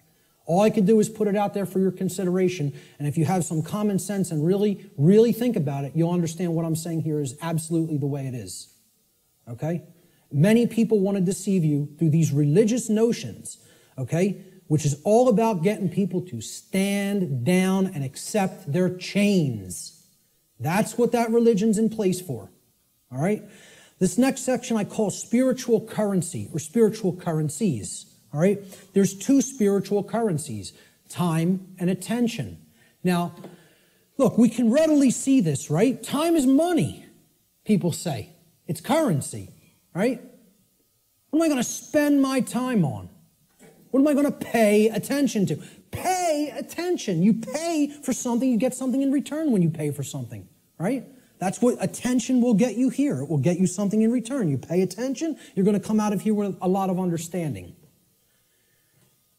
There's two spiritual currencies, time and attention. This analogy can be seen very readily in the saying, spending time and paying attention. Whatever information or endeavors we put our time and attention toward, we end up getting something in return for that investment of these currencies. This is what real money is, folks. Real money. This will get you real money. One I, mon I. Okay? If you want real money instead of the fake Federal Reserve nonsense fiat paper currency money that isn't worth the paper it's printed upon, then keep thinking that that has value. Okay? And people who say gold is value, gold is real money. Yeah, well, I ask people, what intrinsic value does gold have? And they say, well, it's been traded with throughout time immemorial. People valued it all the time. Does that make it intrinsic? You answered my question. It's like saying, Why does that projector have intrinsic value? And you say, because I find it valuable. No, that projector has intrinsic value because it's capable of projecting an image, and if I want that task done, that's what I use a projector for. Okay? Well, what's gold used for? Can you build clothing out of it? Can you build a house out of it? Is it malleable enough to be molded into a weapon of some sort? You're going to take shelter under it? Well, maybe if you have enough of it. But, you know, the whole point is there is no intrinsic value to this. It's something that's, the idea of it having, of any precious metal having intrinsic value, other than, you know, okay, in a technological society, it's used for computers. This is true, okay? But I'm talking about in nature. You know, where would this idea of intrinsic value of gold come from in the ancient past? People will say, well, it's used as a medium of exchange, okay? Money is not a medium of exchange. People think of it as a medium of exchange, and it's not. It's incorrect, okay? Money is the limiter of energy in the system. See, people think of money as currency. Even the name is a mind control technique because it's supposed to be about, it's the current in the energy system. This is the current. It's the amperage, right? No, it's not. It's not the capacitance either. It's not a store. That's another thing people will tell you money is, what they say is real money. Okay? It's all fake. It's all fake. It's not a store either. You know what it is? It's the resistance in the system. It's the resistance to change in the system. It acts as the resistor. Because as long as that modality of slavery called money continues to exist, it will always be extraordinarily difficult to create real lasting change. So again, I piss off everybody. Religion's got to go, scientism's got to go, New Age thought's got to go, money's got to go. All of it's got to go. You know why? It's all religion. It's all religion, and the word religion means to hold one back, to tie one up and keep them where they're at, as we're going to get to in a few moments. Okay? So let's get back to spiritual currencies. We end up getting something in return on what we put our investment of spiritual currencies toward. And you know what if it's put toward the right goals, the end result is true money, one eye. Okay? True spiritual vision. The ability to see, to unoccult something and see it for what it really is. That's what comes from truly putting time and attention onto the right things. This return could come in the form of knowledge. It could come in the form of understanding. It could come in the form of skills, expertise, and empowerment. But only if we invest these two spiritual currencies wisely. And let me tell you something, folks. That's why most people don't have any money. They got nothing to pay for it with. See, you pay attention and you get money. You spend time and you get money. I'm talking about the real thing. Cool. We're going to take a break in about 5 to 10 minutes. Okay? So we have to invest our spiritual currencies wisely. We should seek to improve our quality of attention by placing it upon information that is capable of improving both ourselves and the human condition as a whole. Give me a heads up in about 8 or 9 minutes. Thank you. Such an effort would also constitute a valuable investment of our time.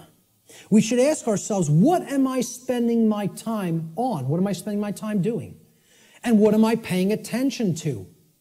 That's where you will find whether you're investing in real value, something that is truly valuable. If most of the time we're spending our time on nonsense and trivialities and, divisive things and TV and sports and all other kinds of entertainment and distraction, well, you're going to have a return on that investment, and that return is going to be low. It's not going to result in much money, real money, okay? Most importantly, we need to ask ourselves, what kind of quality am I getting in return for my investments of time and money, time and attention, I'm sorry. Okay? These are the spiritual currencies, and that's what most people don't want to give. They don't want to give these freely for a return on investment. They don't want to pay attention to the right things. They don't want to spend time on the right things. This is a simple chart of how our quality of our attention, okay, and again, this is in the aggregate, but it's created by all the individuals, how the quality of our overall attention as a species will affect our world in accordance with the principle of correspondence, which states, as goes the microcosm or the microcosmic units, so will become the macrocosm. Okay? So over here, we have a pure information stream. This is good information. This is information that is capable, that resonates with truth, and is capable of helping to develop wisdom or right action within the being. This over here is the poisoned information stream like we get from the mainstream media, from scientism, from the New Age movement, from government indoctrination centers called schools. Okay? This is the poisoned information stream. Now, everybody's going to take in some form of a mixture of both of these streams. What the goal needs to be is to purify. Just like, hey, you take in bad food, you're going to have bad health. You take in bad information, the output through behavior is going to be bad. So you got to purify. Meaning, if there's valves here on the individual buckets, these are called the individual people, okay?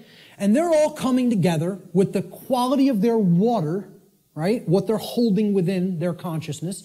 And that's all going into the big pool called the world. Everybody's bringing their bucket to the pool, they're pouring it in, and then they're jumping in. And that's the world. That's the quality of the world, right?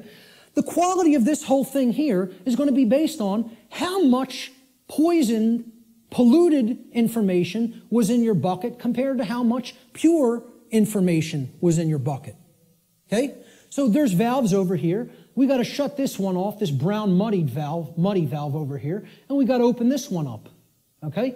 If we do that, the world will be purified, and we won't be creating self-inflicted suffering. We don't do that, we're going to be swimming in brown muck. Okay? And generating all kinds of problems for ourselves. So, how are we spending our time? What are we paying attention to? Is this what we're doing with our time and attention? Sitting behind the hypnosis box? Which means suppression of knowledge. Hypnosis is the suppression of knowledge or the suppression of spirit. Okay? Or are we going to devote our time to some pursuits of wisdom? Which means developing knowledge, converting it to understanding by processing it accurately, and then converting into wisdom through action, through right action. And, you know, you got to read to do this. People don't want to hear that either. Okay? Reading is required. The ancient Romans had two words, the same word, okay? They meant two different things in their language. The word was liber, L-I-B-E-R. Liber meant free, as in not a slave. A free being would be described as liber, free. It's the basis of the English word liberty, liberty, freedom, okay? They had the same word also meant a different concept. So the word liber didn't just mean free. If it was used in a different context, does anybody know what else the word liber meant, L-I-B-E-R, meant in Latin? Book. It meant book. Does that tell us something? They associated the Latin word for book also meant free in their language. Okay? And again, liber is the basis for the word library. Okay? Library. Okay? Where you can go to become free if you read the right books. You know? And again, the world is our library now. You know, we've reunited all the parts of the big library that were cast to the four corners of the earth. The mystery traditions are available at your fingertips now, which hasn't been the case at any time in human history. And what are we doing? We're playing Farmville on Facebook. You know? So we have to ask ourselves, what are we spending our spiritual currency on? And are we investing it wisely for a return of real money, which is actually spiritual enlightenment? I'm going to take a quick break right there, and we'll pick it up with the next section in 10 minutes. 10 minutes, right back here to continue. Thank you.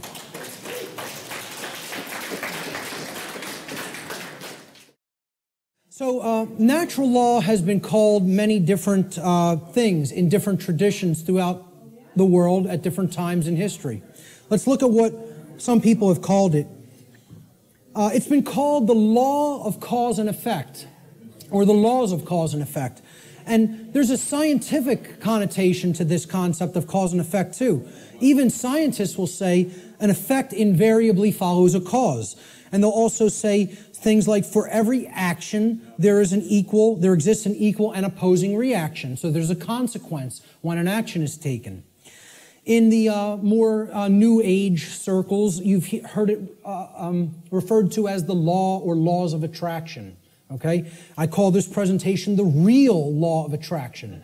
So, however, there are some good things that the New Age community, and I don't tell you it's all bad, I don't make that blanket statement, okay? It is a religion in many respects, but however, there are some truths embedded in it that can be taken on their own and, value can be gleaned from. So one of those sayings is, the energy that we emit is the energy that we attract. This is true. What we're putting out into the universe is what we're getting in return from the universe and what we're creating in our reality. Energy flows where attention goes. I just talked about this in the last section. What we put our attention on is what ultimately gets manifested in the world.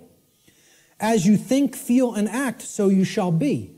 You know, some of the teachers of different variants of law of attraction teachings have only put the first part in that. As you think, so you will be. No. As you think, feel, and act, so you will be. And most of all, as you act, so you will be. Most of all. Okay? So, it's been called karma. It's been called moral law, as I talked about before. And this is, captured beautifully by the phrase, what we sow, we reap. The seeds that you scatter, that's what's going to grow, and that's the fruit that you're going to harvest. So, a very accurate way of looking at it. Again, it's been called consequentialism. That's another thing I could put into this chart. In other words, that there is free will, but there is no free will without consequence. That's called consequentialism. That would be another very accurate way of referring to natural law. And finally, the golden rule, it's been called. Okay? And it's been stated in the affirmative as, do unto others as you would have done unto yourself. I find this much more powerfully stated in the negative, or what I call the apophatic variant. And we'll talk about what apophatic and apophasis means in a few moments. I think it would have been much less ambiguous, the golden rule, if it was said like this. Do not do to others as you would prefer not to have done unto you. Now the ambiguity goes away because people want to be treated slightly differently. You know, hey, a masochist might want to get beaten by a sadist. Okay, but that doesn't mean do that to others because you like it. But people know what they don't want. They don't want their rights taken. They don't want their property taken or damaged. They don't want to be harmed in their person. You know, they don't want any of those things. They don't want to be lied to. They don't want to be deceived. So don't do those things to other people. So let's jump into this is the heart of the presentation here. It's how natural law actually works in our lives. What are its expressions? How can we come to understand how this operates? There are ways of knowing, and they're through these expressions of natural law. So we defined what natural law is. We talked about the underlying principles that it's based upon. Now we are going to talk about how it works in our lives, okay? So we're going to build a chart of the natural law expressions in a moment. What these expressions are the recognizable workings in our life. And they take place through 5 basic expressions. Each of the 5 expressions of natural law have a positive aspect and a negative aspect. So that gives us a total of 10 overall natural law expressions. And we're going to build a chart regarding these expressions. Okay? So here's the expression, and then there's a positive aspect to the expression, and there's a negative aspect to the expression. The first expression of natural law is known as, and again, this is what I call these things. There's no hard and fast rules. It's just terminology. It's jargon to try to explain them in words. Okay? These are unseen concepts and laws in reality, in nature, in the nature of the universe. Okay, these are just English word terms that I'm applying to these concepts, okay? So the first principle of natural law I call the generative polarity. Or in other words, this is the force or energy that we are using at the base level to start the process of creation. Or you could say of co-creation. Okay? We're co-creating the reality that we experience with the laws of nature. So you could look at the first first expression of natural law, which is the generative polarity, as the force that we use to set all of the other events which are to come, which are to manifest in our lives, into motion. Or in other words, what we use, the force that we use to generate or create the quality of our experience. That's the generative polarity. The positive expression of the generative polarity is love. Now, this is not what many people think of as love, okay? It's not familial love. It's not relationship love. It's not Hollywood movie variant of love. It's not romance novel variant of love, okay? I call love consciousness. Love is the force which helps us to expand consciousness and become open to truth if we are in it. If we are in that vibratory energy, we become open to truth. All right? So here's what it looks like visually. I try to put a visual aspect to all of these concepts. Okay? And people would think I'm going to put two people together kissing or hugging or something like that. Okay? Love is inside each individual if it's present. Okay? It doesn't depend on any other person. You can express love with another person, and there's no problem with that. I'm not saying that's a bad thing. That's a great thing if it's present in your life. The capital L, capital O, capital V, capital E definition of love that I'm giving here is not that. It is this force that opens up our consciousness. It's the flowering expression of consciousness. Okay? So how I word this is the positive aspect of the generative polarity, the first expression of natural law, is love. In regard to natural law, love should be seen as the expansive force for consciousness. It is the force which helps us to become open to truth and expand our awareness. That's the connotation that I'm giving for the concept called love here. Okay, that's the positive expression of the creative polarity. Now, the negative expression of the creative polarity is the exact opposite of love. So people will automatically think, well, that's hate. And it is not. Because the thing that puts consciousness in a box and prevents it from growing and keeps it where it's at is what? Fear. There it is. Fear. Fear is the basis for unconsciousness. You cannot be unconscious of anything in particular unless you fear it. Okay, that's what shuts consciousness down. And here's my visual for it. Fear. I don't want to look at that. That's too horrible for me to contemplate. That can't be true. I don't want that to be true. That's all fear. Okay? The negative aspect of the generative polarity is fear. Fear is the contractive force for consciousness. Fear is the force which influences us to become closed to the truth, and it is the force which ultimately shuts down our awareness. That's why so many people are unconscious, because they are fearful.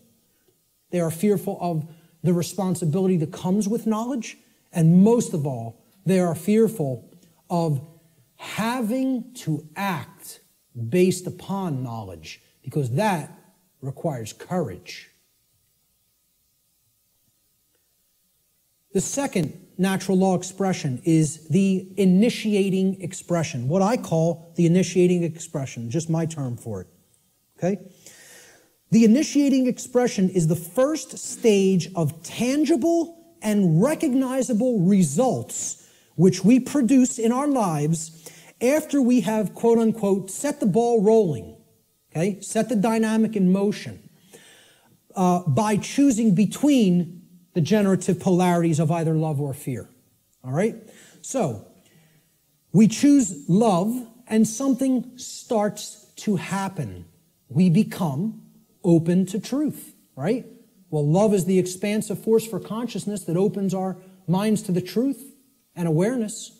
So what do we gain as a result of accepting or existing in the vibratory energy called love? We gain knowledge, which is the acceptance of truth.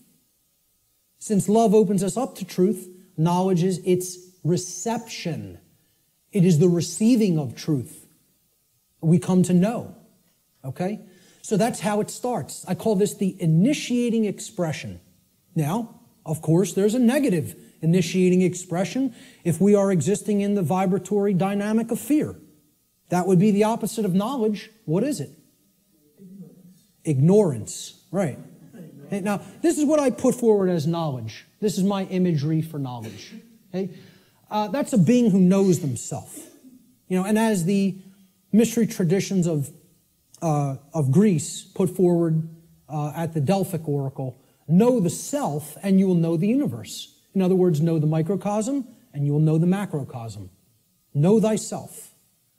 The positive aspect of this initiating expression is knowledge or the acceptance of truth. Knowledge positively influences the quality of our lives because it positively influences our decision-making processes that lead to understanding in every area of our lives. You want to know how something works and ultimately create something good? You have to have knowledge. You want to know how a car works? Keep it running in good order? You have to have knowledge. You want to know how a computer works? Keep it running in good order? You have to have knowledge. You want to know how the human psyche works and keep it running in good order so that conditions on earth manifest the way you want them to manifest? You got to have knowledge. Not getting out of this condition without learning. Learning is the key. It's the answer. Knowledge is the answer. And people don't want to hear that. They don't want to hear it. They want to think we're magically going to manifest the desired conditions that we say we want without learning a thing. It doesn't work that way. So again, the negative initiating expression is ignorance. Ignorance is the refusal of truth. It is the refusal to gain knowledge. Okay? Because we are in fear. So here's what I put as the image for ignorance.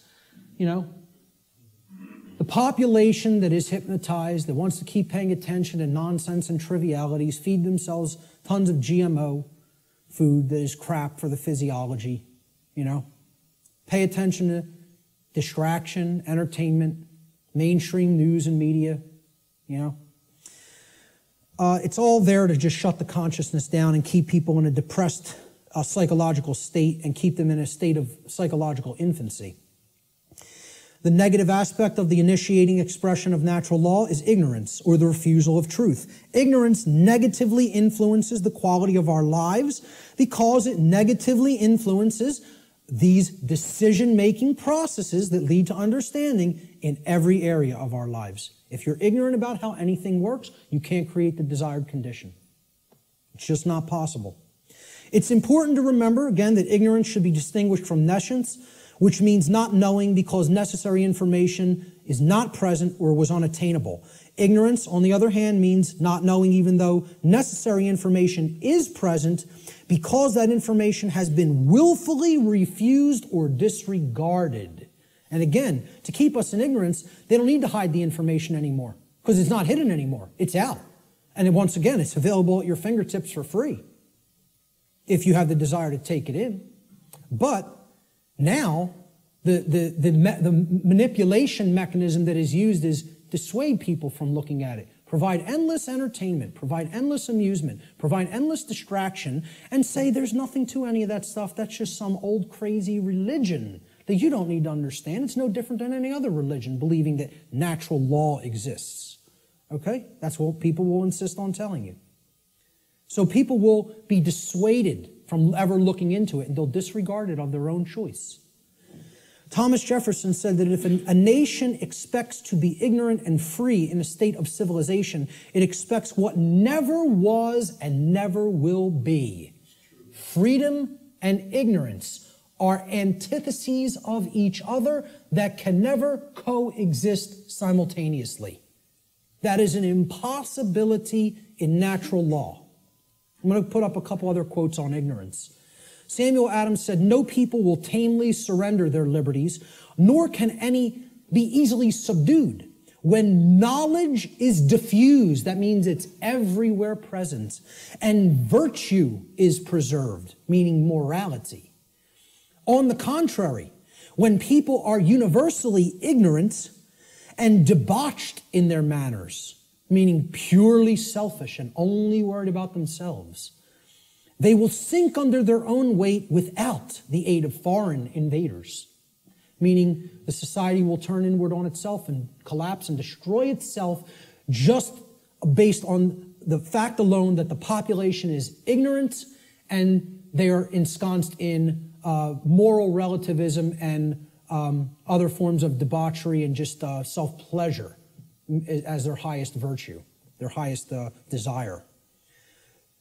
Socrates said that the only good is knowledge and the only evil is ignorance.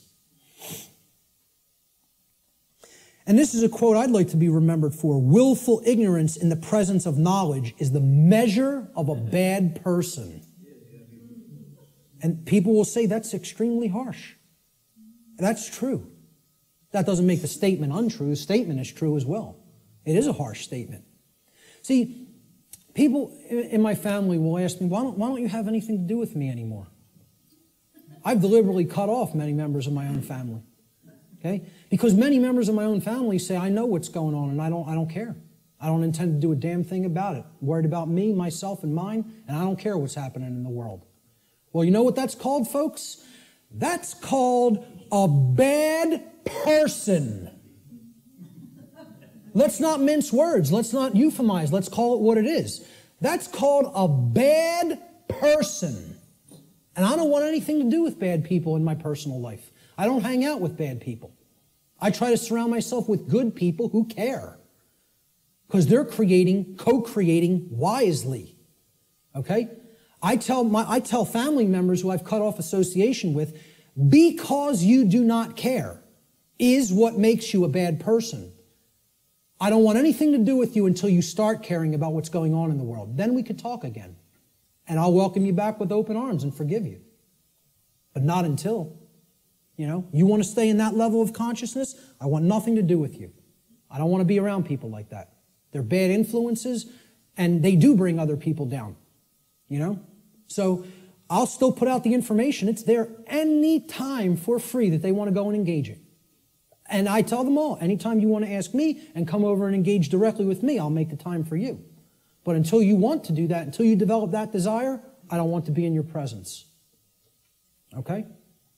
So maybe, I don't know if that's going to be effective. I don't know. And guess what? I don't care whether it's going to be effective, because I'm not going to surround myself with bad people until they decide I want to make myself a better person. Then I'll engage them and speak the truth to them.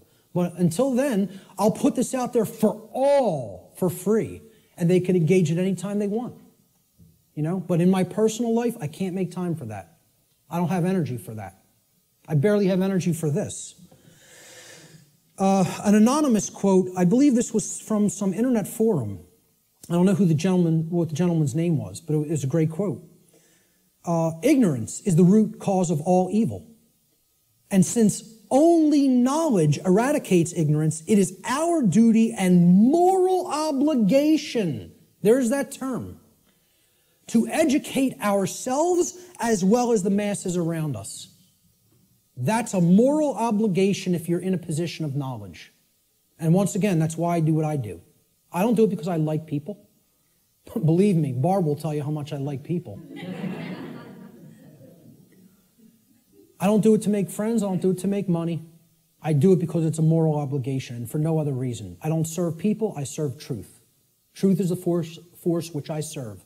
And I bend the knee to no other. That's it. That's it. So great quote on ignorance there. Great few quotes on ignorance. Let's look at the next expression. The internal expression is what happens inside of us, very simply. So now, we've started creating with a polarity. Something has happened in the world, either acceptance of truth or refusal of truth. Now something's going to take place inside of us, right? So look, this level is that knowledge level, right? This is the base consciousness level. You could look at, that's the foundation. Remember that 4-block diagram, right? You could look at this. Here's the foundation. This is the foundation that lies underneath the trivium, right? Okay? That's as deep as it gets. Consciousness or unconsciousness, love or fear.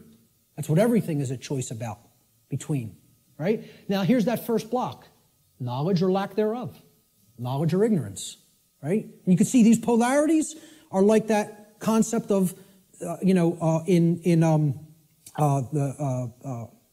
polarity aspect of the natural law principles, okay? There's one thing that's real, and then this is the illusion, okay? These are two aspects of the same thing. This is consciousness, and this is its lack. This is acceptance of truth, and this is the lack of that, okay? So it's the same thing, but opposite in degree, which is why they're the same expression. Now, what happened after knowledge or lack thereof? We went up to understanding, right? So that's what this level is. Understanding happens internally, right? It's an internal process, all right? So the positive aspect of the internal expression is when we come to understand through developing the knowledge and the acceptance of truth that we are sovereign. Sovereignty is the expression, the internal positive expression of natural law. Now, again, underneath these, in parentheses, I always put what I call these things, another name that I've given to these things, these concepts. I call sovereignty internal monarchy. Internal monarchy. Now, monarchy means one ruler. Mon means one, is a prefix for one, and archon in Greek means ruler or master. So, internally, we each need to master and rule ourselves. This is our kingdom that we get to rule and nowhere else. We don't get to rule over anybody else. Many people think they're the rulers of other people, but they're wrong. Each of us is a sovereign being. Sovereignty, as we're going to see, means that you're not owned by anyone else. No one else owns you if you're sovereign, okay? So here's my expression, my visualization for sovereignty, okay? Somebody who truly has the light. They have the light at their disposal. They're bathed in it. It's flowing within them, okay? And light has always been associated in different mystery traditions as knowledge. It's been a symbol that has represented knowledge. This is the person who has the knowledge and has gone through the decision-making and filtering processes with that knowledge to come to an internal understanding that they are a sovereign being.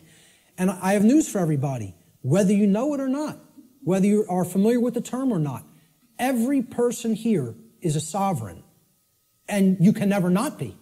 It is an impossibility for you ever to be non-sovereign. It cannot be done. Cannot be done in nature. Okay? Every single human being on this planet is a sovereign being. And we're going to look at what a sovereignty actually means.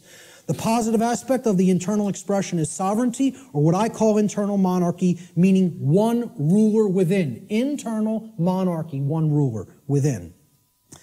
As a state of consciousness, sovereignty means that one has unified the three aspects of their consciousness, such that there is no internal contradiction between one's thoughts, emotions, and actions. We become a being that as we think, so we feel, so we speak and act.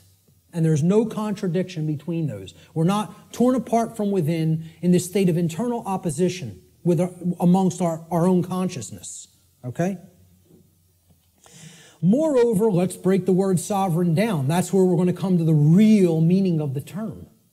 Sovereign is derived from the Latin adverb super. Super means above. See, in classical Latin, there's no V in classical Latin, right? There was no V character. Actually, if you wrote a V like that, it was a U, okay? And why a double U looks the way that it is. It's two V's, actually. But that sound was U in Latin, if you see a V. There's no V sound in classical Latin. It doesn't exist phonetically, all right? So this phonetic variation that we express as V or V in English, in Latin was P or B. It was represented by a P or a B. So what we're really seeing here is suver, okay? But it was pronounced in Latin super, like super. Well, what does super mean? Super, you're beyond, you're above and beyond, okay? It means above or beyond, that's what it means. A superman is one who's beyond an ordinary man, right? The Latin noun regnum comprises the second part of the etymological root of this word. Regnum, it comes from rex regis in Latin, or regis. It means king. So regnum was the king's rulership. Regnum means his reign. It's where the word reign comes from in English, regnum, in Latin. It means rulership or externally imposed control. Okay? Not control in the context, I'm going to control my emotions, I'm going to control my behavior. No. It means I'm going to control you externally by imposing my will over your will through coercion. That's the context of rulership or control that I'm talking about here. So put them together. Super regnum, sovereign, means above or beyond externally imposed rulership or control by another. That's what it means. Sovereign means not a subject to another being, like a king, like one who considers himself a king. And it means not a slave to someone who considers themselves your master. That's all sovereign means, folks. Not a slave. And why I say every single person here is a sovereign is because there is no such thing, never has been any such thing, and never will be any such thing as legitimacy to slavery. That has never existed, does not exist now, and never will exist. Slavery is an illegitimate concept. None of us are slaves. The condition of slavery has been imposed upon people, but it has never in history been legitimate, and it never will in history be legitimate. So there is no legitimacy to the concept of slavery, of the rightful rulership of another being through directly imposing your control through coercion. Doesn't exist. That's a big part of what natural law is about. We have to understand when we're saying this word, this is what is meant by sovereign, not a slave. Okay, we did a study where we asked people, are you a sovereign? Like 11% said yes. Maybe, I think it was 10 or 11%. Which I thought was almost encouraging, that 1 in 10 people knew that they were sovereign beings. It was amazing. But 90% of the human population doesn't feel that they're sovereign, doesn't know that they're sovereign. I'm telling you, it doesn't matter an iota whether you believe you are or not. I'm telling you it's an eternal truth that you are a sovereign and can never be non-sovereign. There is no such thing as someone else's legitimate rulership or ownership of you. Because there's no such thing to the legitimacy of slavery, and there never has been, and there never will be. So everyone is a sovereign. A sovereign is a monarch. Again, mon means one, and archon means ruler. So when people ask me, what kind of government do you want? I tell them I want anarchy, and I want monarchy. And they're like, how could you have those things simultaneously? Because if you have internal monarchy, you can have external anarchy. See, we need to have the rulership within, and we need to get rid of the rulership without. This is the kingdom we need to master, and we need to set aside the concept of mastery and slavery in the external domain, in the physical world.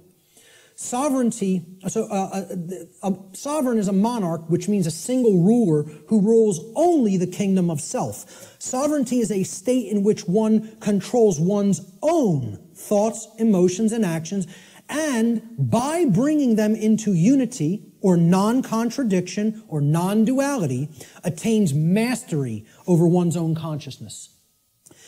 Sovereignty considered the equivalent of true self-control, true self-mastery, true self-love, or true self-ownership. It's all of these things. And ultimately, it means not a slave. That's what has to be remembered above all else. Let's look at the negative internal expression for natural law, which is confusion. Now, confusion results when we are in ignorance. That's the emotional dynamic, the feeling that takes place within the individual. This is the lack of understanding. Confusion only happens in a lack of understanding. When we have not taken in knowledge, because we are afraid, we are in fear, okay? Ignorance results, and then confusion happens internally. So look, this is remember, here's the essence, that's the foundation. This is that first stage, that first building block that we called knowledge or lack thereof. Okay? This is the second building block that we called understanding or lack thereof. This is true understanding when truth has been taken in and accepted. And this is the lack of understanding. Now, in that state of lack of understanding, we're confused. So there's no rulership within. Inside of us, there's anarchy, which means the absence of ruler. Of a ruler, not the absence of rules, which I'm going to get into later. Anarchy means there's no ruler, no master. So if there's no master inwardly, we have a big problem, because that means there's no self-mastery, there's no self-control, there's no self-discipline, and ultimately, there's no self-love. And that results in an understanding that we don't truly own ourselves. It would result in the absence of self-ownership, which is what we're experiencing as a species. That other people believe they own other people. This is what I found as a picture representing confusion. Someone who doesn't know themselves. Doesn't know themselves, completely attached to a ego identity. Their whole mind is all wrapped up. I believe I'm this businessman. I believe I'm this banker. I believe I'm this lawyer. I believe I'm this doctor. And that's my identity, and if something goes wrong with that, there goes my identity. There's who I am down the drain, you know? So this negative aspect of the internal expression of natural law is confusion, or what I call internal anarchy, meaning no ruler within. Confusion is the state of mind in which the being is ruled by fear and ignorance. Confusion could be seen as internal opposition within one's own consciousness. In other words, being torn apart from within in such a way that one's own thoughts, emotions, and actions are in perpetual contradiction with each other. A thought, emotion, and action are not in alignment. As we think is not how we truly feel and is not how we act. There's total contradiction and separation. No unity amongst those three aspects of consciousness. That's confusion. The fourth expression of natural law is what happens externally in the macrocosm in society. When you have a bunch of people who are in either this dynamic within their own consciousness or a bunch of people who are in this dynamic in their own consciousness, a state results in the society at large, because the society at large is comprised of the aggregate quality of the individuals that comprise that society. All right?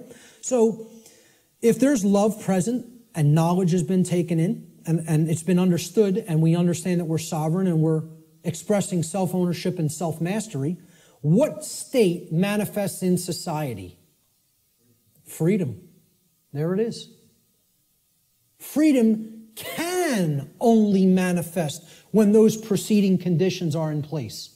It cannot magically manifest by any other means. If we say we want to be free, this is the path we have to take.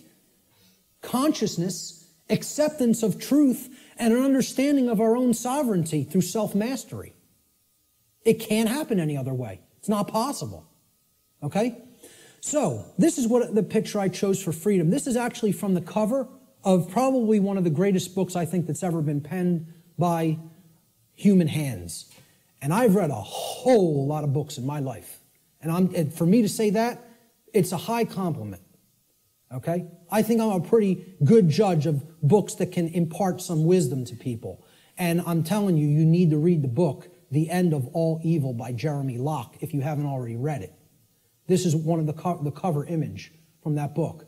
Very rare book. To find it physically online, if you find it at a decent price, snatch it up and give it to other people or sell it to other people. Okay? I had a physical copy of this book. I lent it out, took off. Forgot who I lent it to. It happens, right? But this was a rare book. And I think it was only pressed a couple thousand, and it was never repressed. So it's a single printing or something like that. Never repressed it. Now, you'll find that book for $150, $200 in some places, right? I finally found it at some foreign source online for like 20, 25 bucks and jumped all over it, and I finally have a new physical copy of it. One of the books, along with Larkin Rose's book, The Most Dangerous Superstition, that if I had to tell you, destroy every other book on earth, it would be down to these two. You know what I mean? It's that much. They're that important. This is the cover image from that book, with chains being broken that were formerly holding the earth in captivity. I think it's a great image that represents what freedom is about. It's not about my freedom. It's about our freedom. It's about freedoms for all beings. And guess what? Our, when I say that in relationship to the earth, doesn't just mean human beings. It means all beings, including the animal kingdom. So the positive aspect of the external expression is freedom, or what I call external anarchy, meaning externally there are no rulers. There is no condition of masters and slaves. Okay? So that's what anarchy actually means, the absence of slavery. That's what it really means. True freedom for all should be seen as the goal of spiritual development. Such a state can only manifest as a result of human society's adherence to natural law. Can only manifest.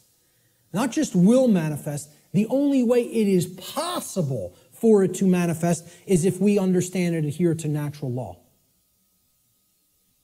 Okay, so that's the positive external expression, what happens in society. Now, there's a negative external expression, and you can call it multiple things. You can call it totalitarianism. You could call it slavery. I term it simply control, externally imposed control. Okay, it doesn't mean, self-control. It means literally someone outside of your own being is trying to control you and own you.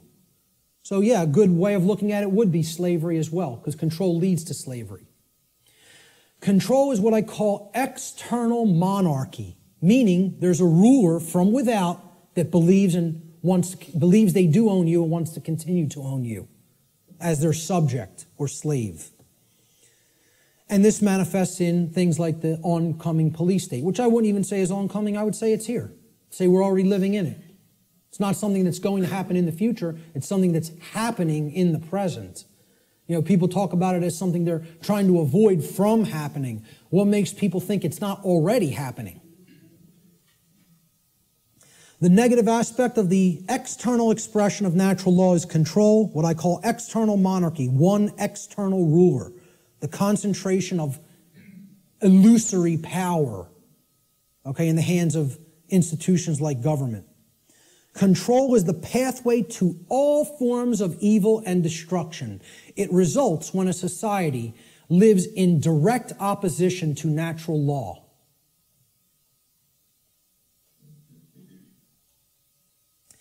The fifth and final expression for natural law, how it operates in our lives, is what I call the manifestation, or the result that we create. So, again, here's the foundation for that little 4-part building, right? Here's the first block, knowledge or lack thereof. Here's the second block, understanding or lack thereof. Here's the third block, wisdom or lack thereof, which is why we're in a society that's completely based in control, because we're drowning in knowledge and having a lick of wisdom, or very, very little, I should say. Certainly not enough to go around, okay? That's the action stage or the wisdom stage, what happens externally, right? This is that top block. Remember the top white block that sat on top? We had the blue block at the bottom, then the red, then the green, and then the white block. This was the manifestation, the result that we create. And remember what little question I put on the top of that white block? Who can tell me what it was? The manifestation. Diagnosis. No, the manifestation was either order or chaos. What do we ultimately create? So the positive manifestation is order, or what we would call all the things we say we want. Manifested goodness, everything being okay, not creating self-inflicted chaos or suffering. This would be, we get what we say we want to get. And there's requirements for that, and here they are. There's the requirements. You got to be in this vibratory energy of consciousness. You have to accept the truth and develop knowledge. You have to have an understanding that you're a sovereign being, and you have to work toward the manifestation of true freedom. Then you'll have all the things you say you want. Manifested goodness and order in your life. And that's the only path to it. I'm telling you, that's the only path to it. Blanket statement. The human mind has a hard time with blanket statements. Has a hard time with always, every, without exception. The ego doesn't want to hear that. Again, humanity's greatest fear may be that the truth is absolute. I would say an even greater fear it has is that the truth is singular. That there's no such thing as my truth, your truth, his truth, her truth, their truth. There's just the truth, and whether we align our perceptions to it or not. That's humanity's biggest fear.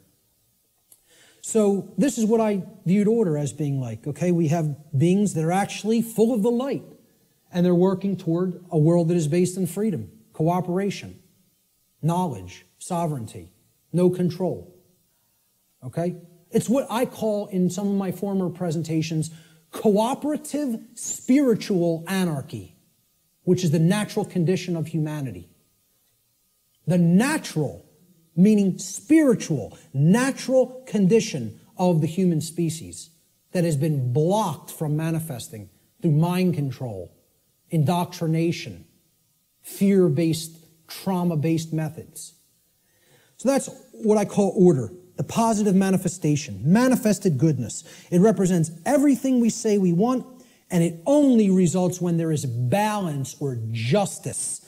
Justice comes about through adherence to natural law. Justice can only be present when truth has been accepted in our lives and our behavior has been brought into harmony with natural law. Cannot manifest any other way. That's the positive manifestation. The negative manifestation is the opposite of order, chaos. Chaos is manifested evil.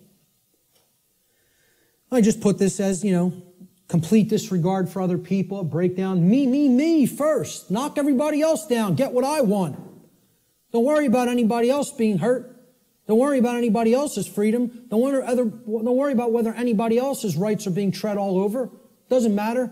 Let me get mine. Self-preservation is the highest law. Survival is all that matters.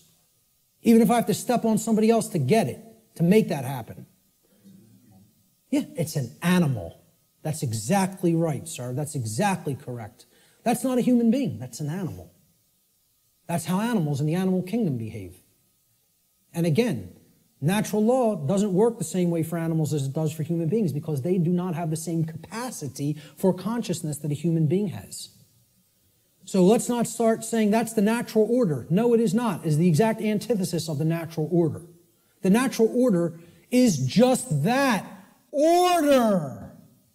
It's in the word, it's in the phrase, natural order. What people are describing as the natural order through this utter nonsense concept called social Darwinism is, as I've called it before, psychopathic chaos. And break down that word. Psychopathology means an illness of the mind. Psychopathy is mental illness. Psyche in Greek means the mind. Okay? And pathology is an illness, sickness. Psychopaths are mentally ill. And they don't create anything resembling order. All they can create is chaos, which is why they want us to mimic their mindset, because they're just bent on hell and destruction to manifest, and they have to have our complicity and cooperation to make that dynamic happen. Our energy has to be given over to them by our mindset being made like theirs. Otherwise, their worldview can't come into manifestation, which is one of chaos and disorder. The negative manifestation, chaos, or manifested evil, is the exact opposite of what we say we want.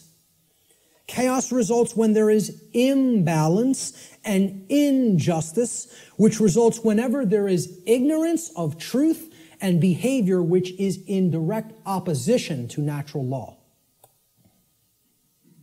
So that's our chart, and one last thing I want to say about it is that the manifestations or the expressions of natural law are what I would call, they're unilateral. They don't cross into each other, okay?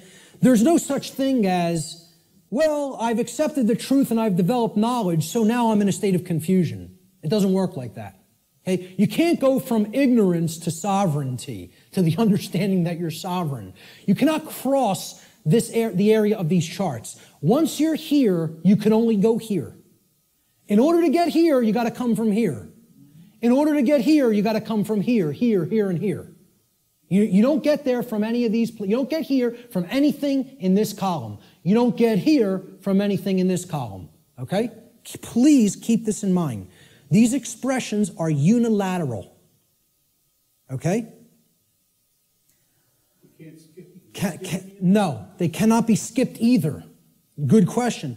They must proceed in order and in the same column of expression. So you can only get to order through freedom, which comes about through the understanding that we are sovereign, which comes about through taking in knowledge of truth, and which comes about through staying in a vibratory energy of love or higher consciousness. The openness to truth. That's it. Same thing here. We can only create chaos when our society is bent on control, okay? Because we are confused beings that don't understand our sovereignty and think other people can legitimately own us or rule us, and that comes from a place of ignorance or refusal of the truth, which is based in fear. Can only manifest that way. Blanket statement, too. And I will not retract on that blanket statement because this has nothing to do with what I think or feel or my beliefs. This is how laws operate in creation. Not a belief system, not a religion, has absolutely nothing to do. I did not develop this. I came to an understanding of it by seeking truth. I'm telling you, this is not my information, never has been my information, never will be my information. There's no copyright on it. I don't claim it. It's eternal truths that have existed forever and will exist forever, whether human beings are here or not. Take it and share it freely and widely to anybody that's capable of comprehending it, because it's the only way we're going to get out of this mess. Okay?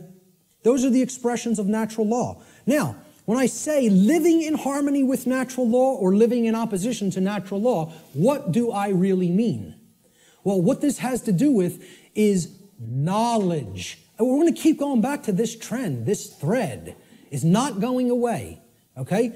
And guess what? Every time I teach any of this stuff, whenever there's the new age community around or present, okay, and you'll encounter them from time to time, they'll insist, they'll even see it's like you can tell knowledge is becoming a bad word to these people. No. When you say K-N-O-W, no, it's almost like they immediately have an avulsion, extreme negative reaction, and it is fear. But it's mind control, moreover, because they are being fed this poisonous untruth that there's not really any such thing as knowledge, and that knowledge is not the way out of this prison. And I'm telling you, it goes hand in hand with religious traditions, because they want you to externalize your power, externalize everything. And I'm not telling you, I'm not saying don't have a model for behavior. And okay, this person, Buddha patterned it. You want to pattern your behavior on the Buddha's life? Great. Lived a great life. You want to pattern your behavior on the life of Christ? Whatever. And again, I'm not getting into this discussion here today about the actual historicity of the man Jesus, regardless of what you believe regarding that. I understand I could write books on astrotheology, okay? I understand that being may never have existed in the way a lot of people believe he did. So what? Whether Siddhartha Gautama existed in the form of a man or not, or whether that's an allegory, who cares? Understand the spiritual teachings they were trying to convey to humanity and then apply them in your life. Live by that ethic, that code, and great, okay? And have whatever religious notion you want, okay? What I'm saying is what this religion called the New Age movement and what many official organized regional religions, okay, do is they try to take the emphasis off knowledge. Because again, if you're not seeking truth and trying to develop knowledge, that's how this information remains occult. And that's how the control system stays in place. They want you to externalize your power to a deity or a guru. Once you do that, you're accepting your chains. You're saying, I have no power. Let me tell you something, folks. I'm not powerless. I am full of power. Why? Because I have knowledge of how things actually work. Nobody can tell me that I'm owned by somebody else and can get me to believe it because I have understanding of my sovereignty. If they can take that away from you by getting you to de-emphasize the importance of knowledge, of self-knowledge, they own you. That's when you're owned at that point. Okay? Knowledge is the way out of this. Knowledge, understanding, and then converting that to true wisdom through actions. Not believing in something. Not accepting everything, not waiting on somebody to come down and save you, whether it be Zoroaster or the aliens from Zeta Reticuli or Ashtar Command or Jesus Christ. Okay? You keep waiting on an external savior, you're going to be waiting in your chains forever. The knowledge of truth is what the Christ figure himself proclaimed would be the pathway to true freedom. Now, whether you put any emphasis on even exoteric Christianity, I'm telling you, that's the core of all the mystery traditions, is that until you take in the light, you'll never dispel the darkness. And the light is knowledge of truth. That's what it has always been symbolized as and represented as. Okay? Knowledge is the answer. And here's what the biggest piece of knowledge that comprises natural law needs to be understood. There is a difference. It is a 100% completely polarized antithesis. These are diametric opposites that exist in nature. These concepts, right and wrong, do not exist as constructs within the human mind. Anybody who believes that is thrown completely off the path. They are engaged in Satanism. Let me just say it just openly, right out, in a way that is completely unambiguous. If you believe there's no real difference between these things and that they do not exist in nature, you are accepting Satanism. It's a satanic belief system that comes directly from dark occultism. And once again, you could say whatever you want about believing that or not. I was a priest within this religion. So if you go up to a Jewish rabbi and you would expect he would have some knowledge of the Judaic tradition, would you not? If you went up to a Catholic priest, you would say, well, he has some knowledge of Catholicism and how it expresses the Christian tradition, would you not? If you go up to a Islamic, what do they call them? Right. You know, would you expect that this practitioner of his religion, who's in the priest class of his religion, would have some knowledge of Islam? Well, I'm telling you, I was a priest in Satanism. And I'm telling you, the concept of moral relativism is satanic belief. It is satanic ideology. It's one of it's their second tenet. They have 4 pillars. The 4 pillars of Satanism are self-preservation is the highest aspiration, and nothing comes above it. The second tenet is there is no such thing as the objective difference between right and wrong. Right is what's good for me, wrong is what's bad for me, personally. And that's it. And I get to make that up based on my likes, preferences, and whims. Okay? The third tenet is social Darwinism, which is an extension of macrobiological Darwinian theory. Okay? Social Darwinism, an oligarchy or a ruling class gets to direct the herd because we know better. And it's just our right to do so because our intellect makes us superior. And the fourth pillar is eugenics. Since we are ultimately God, since we decide what's real and what's not real, and we give that perception to the rest of the herd, and we get to decide what's right and wrong, well, we're God here. And therefore, we get to decide who lives and who dies.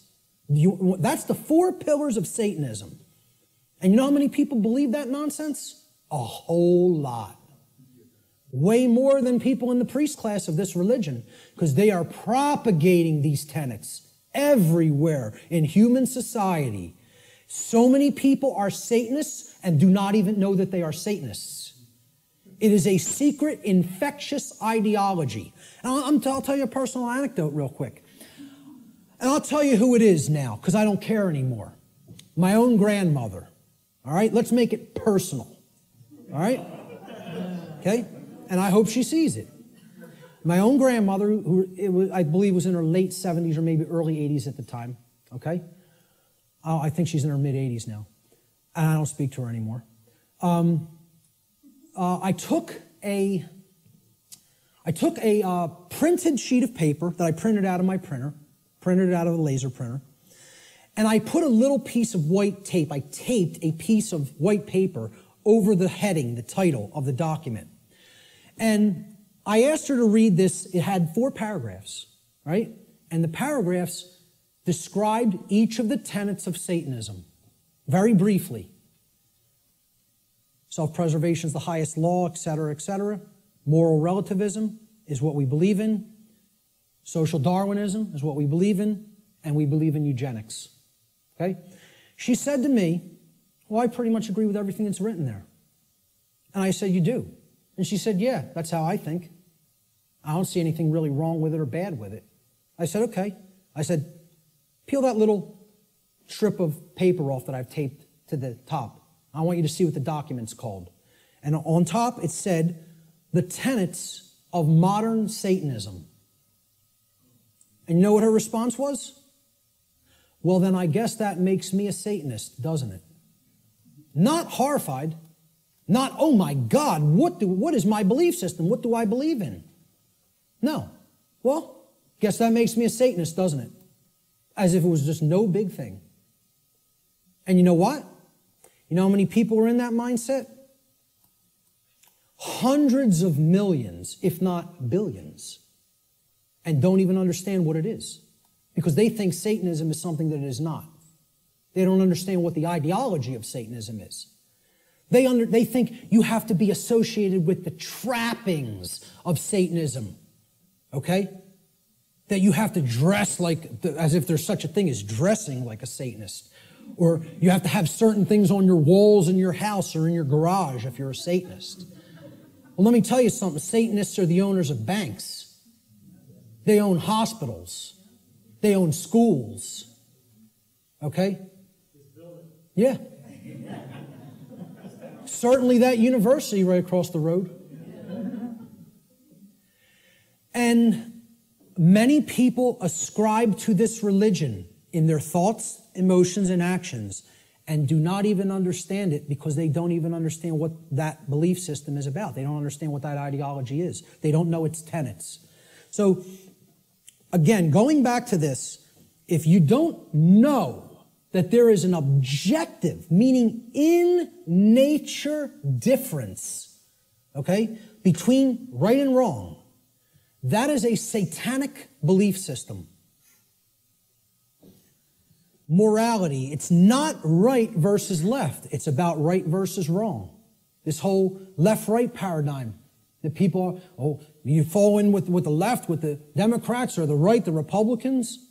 Has nothing to do with any of that. It's a false paradigm. The thing that all of that's a distraction for not getting you to pay attention to and understand is the difference, the real, true, and objective difference between right and wrong. And we're going to explore what that is, because it can be known. It can be known, and most people will be shocked and horrified to understand the real differences between right and wrong, because they'll have to look into themselves and recognize in many ways that they are cooperating with wrong, and that they don't really truly know the difference between right and wrong. When you tell people this, I'm telling you, I told this to somebody in a bar once, which was a big mistake of even trying to bring up this discussion in that environment. But occasionally I even, make asinine mistakes like that and think I'm going to be talking to even a semi-conscious being when you're talking to a block, okay? So I said, you understand what actual morality is true common sense. We're going to look at that term, common sense, and explore what it really means. And she said, so what you're saying is if I think that there's no really objective right and wrong, that I don't have common sense. And I said, yes, that's what it, no, I said, that's not what I think. I'm trying to explain to you that's what it means by definition, not by what I think. The definition of common sense is to truly know the difference between right and wrong. And I said, because I say that you are not fully in that state of awareness, don't even take it personally, because billions of people on the earth are in that same state of awareness. You're not special, and it's not a personal attack against you. And I thought this person was going to throw a glass at me.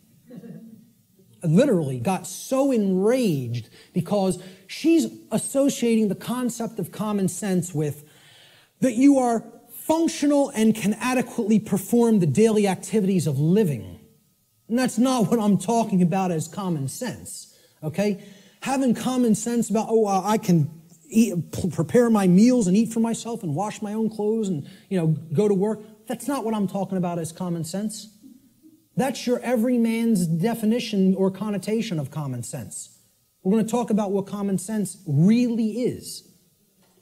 Okay? A deep understanding of morality, which are the principles concerning the distinction between right and wrong behavior, lies at the very heart of natural law. This is the essence of it, folks, right here.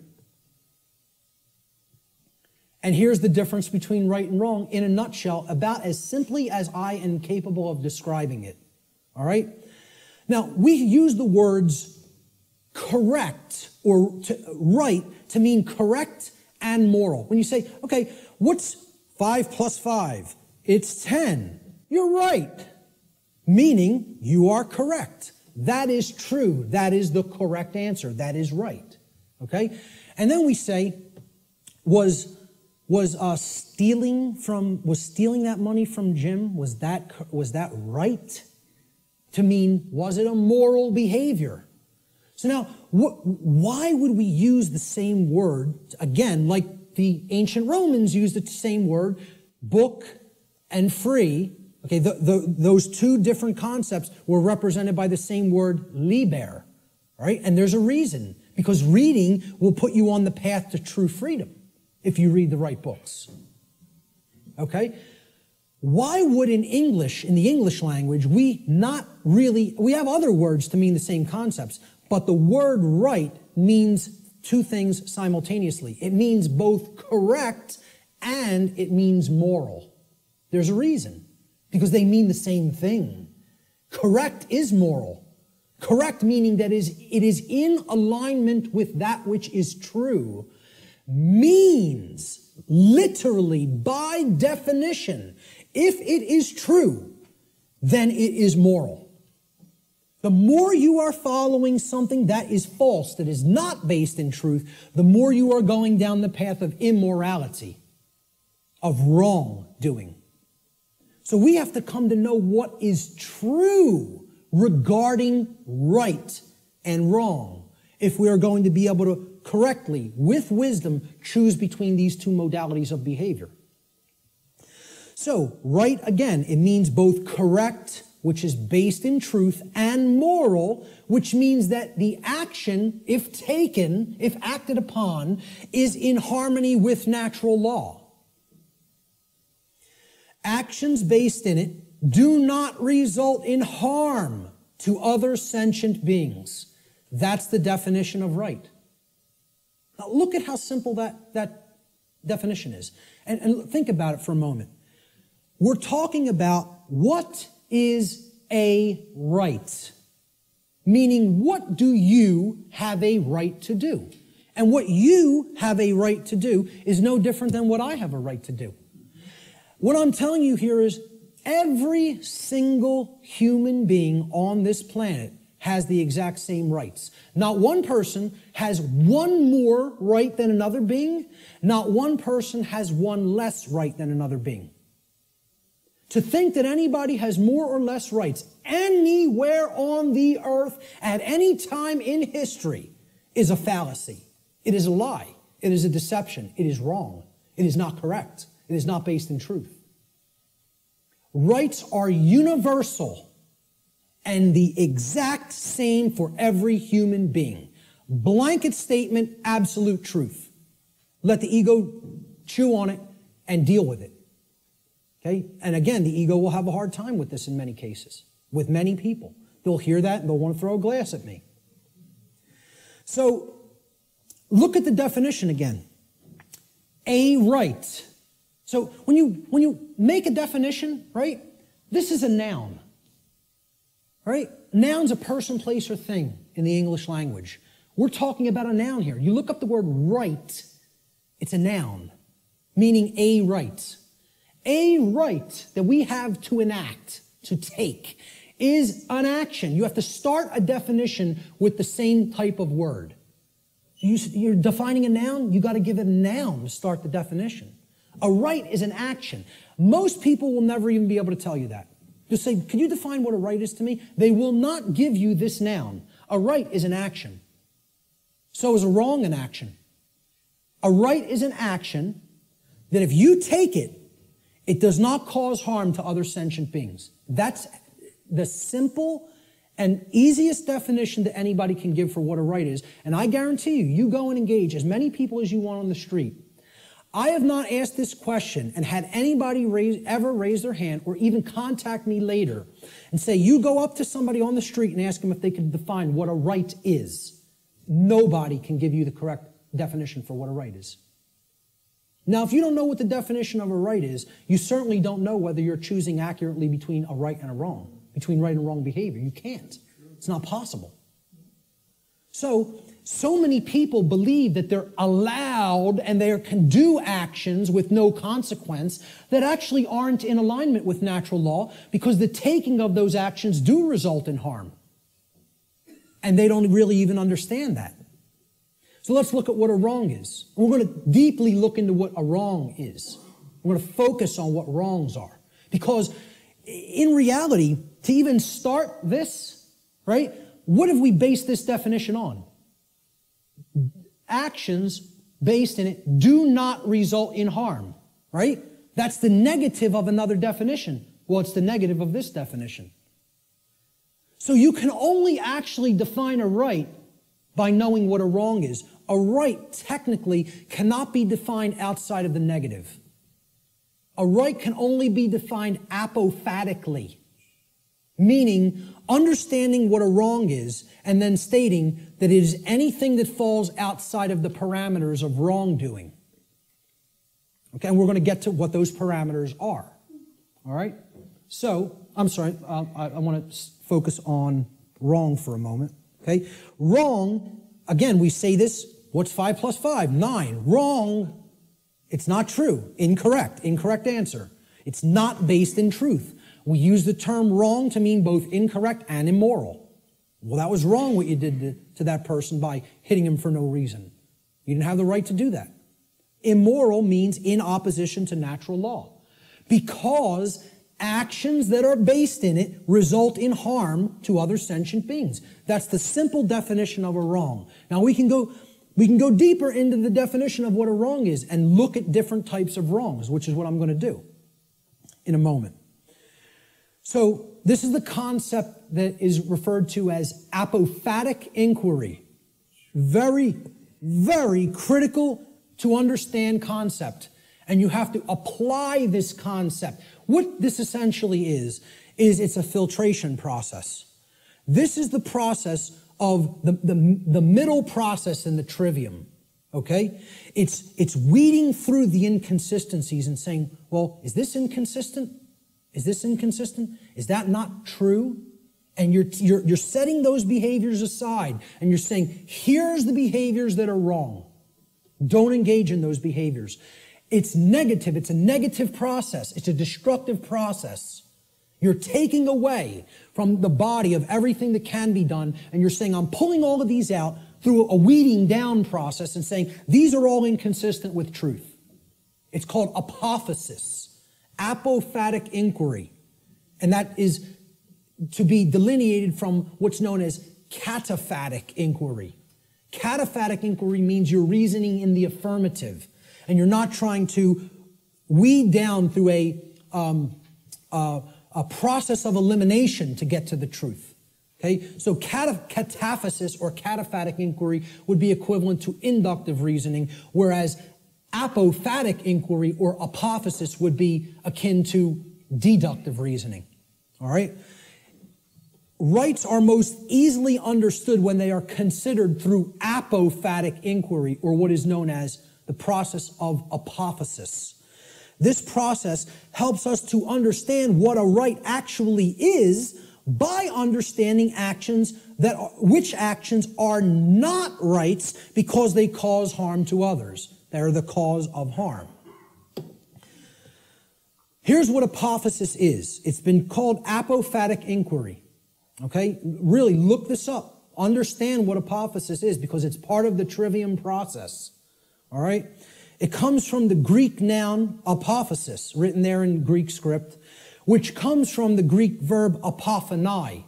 Okay, so apo in Greek means away from or the negation of, and phanai in Greek means to say or to speak.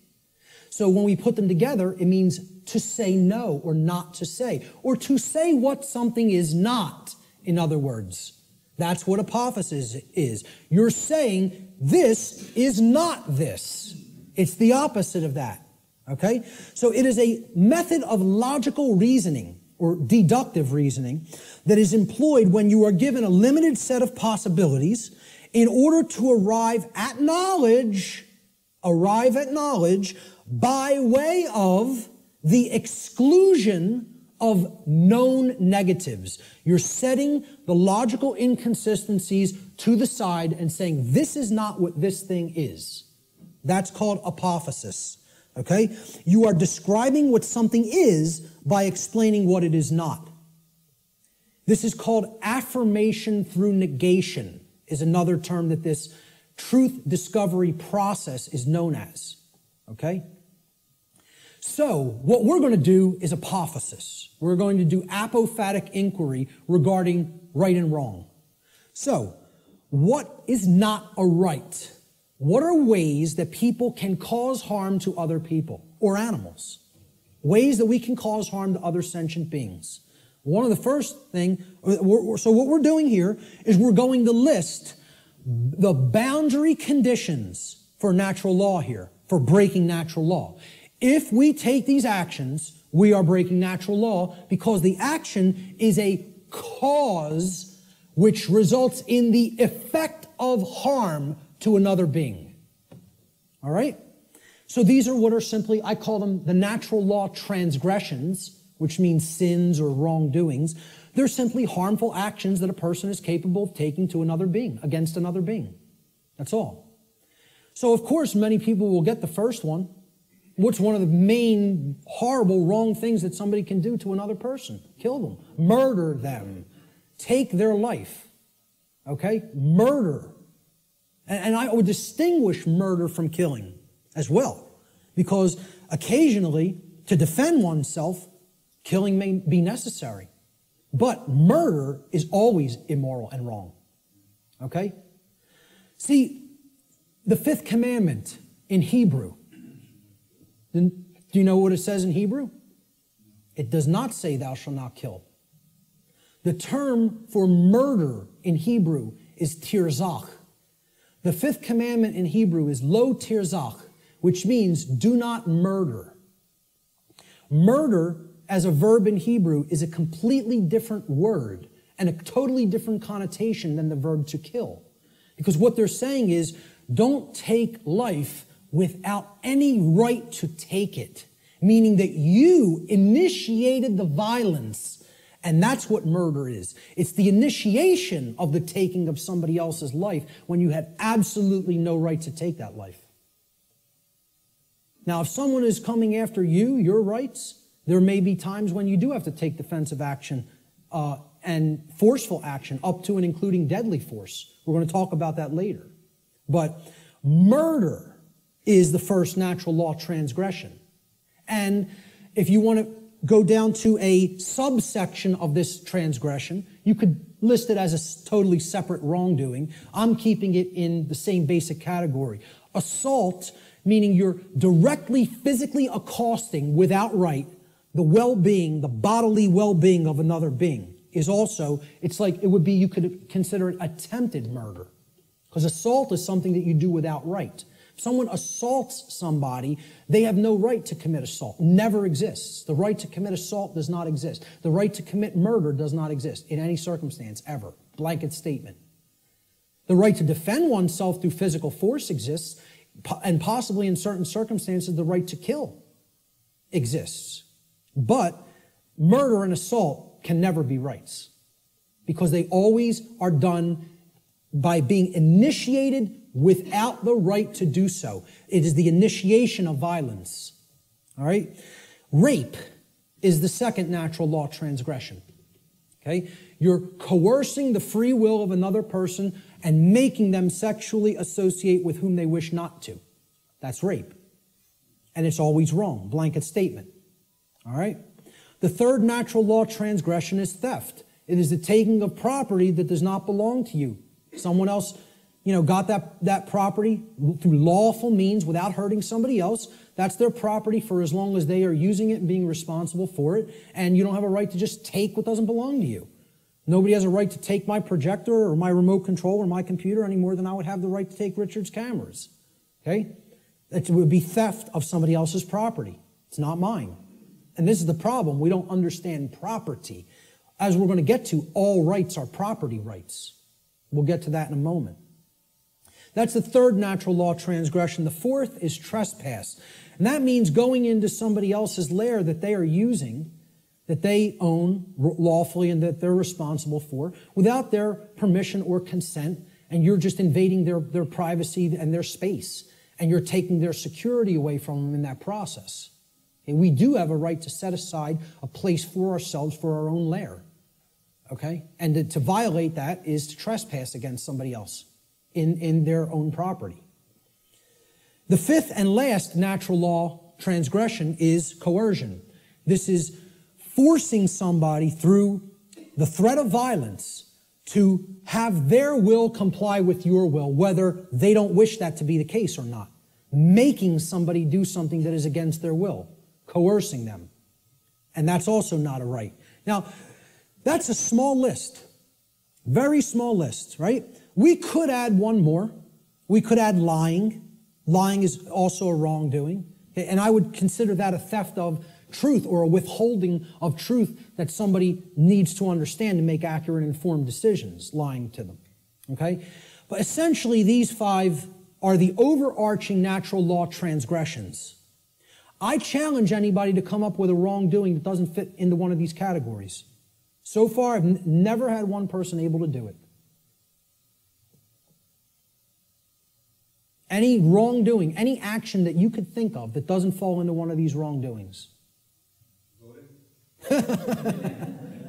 Yep. I would probably categorize it as pure ignorance, but, I would say, hey, maybe you could look at it like that because that's propagating the slavery system indirectly. So, you're actually, you're not doing anything to help anybody else's freedom, certainly. I don't know if I would categorize that as a natural law transgression because, it's It's giving consent and propping up that system. It's not technically what I would call an action, but it's more of like giving consent. Hey, you could say that is a wrongdoing, I guess, because giving your consent is tacitly saying yes to control, and that's ultimately affecting everybody else's freedom negatively. So, possibly. But in general, what I would say is, if you could think of an actual physical action that doesn't fall into one of those categories, let me know. Because that's a pretty comprehensive list, and it's only like, 6 words. So, now, what if I told you I could narrow it down? What if I told you I can get rid of 5 of those words and take it down to 1? Okay? These are the wrongdoings. Let's try to narrow it down, right? Okay? Every harmful action that a human being is capable of taking is a form of theft. Now, many people will hear that for the first time. I've never heard that said. There is no action that you can take that causes harm to another person that is not a form of theft in some form or fashion. I challenge anybody to come up with an action that isn't a form of theft, an action that is a wrongdoing that isn't a form of theft. You won't be able to do it. I put that challenge out on my podcast. Say, email me if you know. No, not one person. The only one person challenged it and tried to say lying. I say, okay, that's really taking the truth from somebody, thieving truth. And whether you want to look at it as you're simply dissuading them from looking at the truth too, deceiving them or not offering correct information, still you're taking away their ability to make correct judgments based on the availability of information. So it is a form of theft. Some form of property. Now look at that word. Property. Proper, meaning right, is always being stolen when a wrongdoing is committed. All rights are property rights. All wrongs are theft of property. Once again, I challenge anybody. It's an open challenge. If you can find me a right that is not a property right, or a wrong that is not the theft of some form of property, please do it. Please let me know. Okay? Life is a form of property.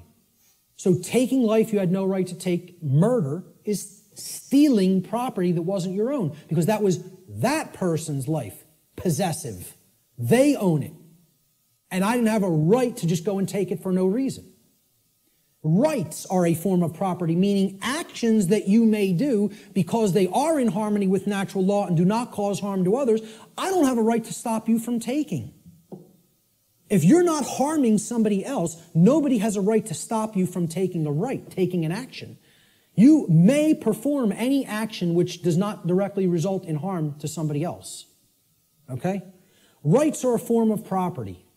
Freedom is a form of property. Somebody doesn't have a right to take somebody else's freedom and hold them against their will just because they don't like what they're doing. They have a distaste for what they're doing. Or they want them to comply with their behavior, with their commands. Okay? They want them to make their behavior comply with commands that they're being given. So, if you really break it down, let's look at the wrongdoings once again.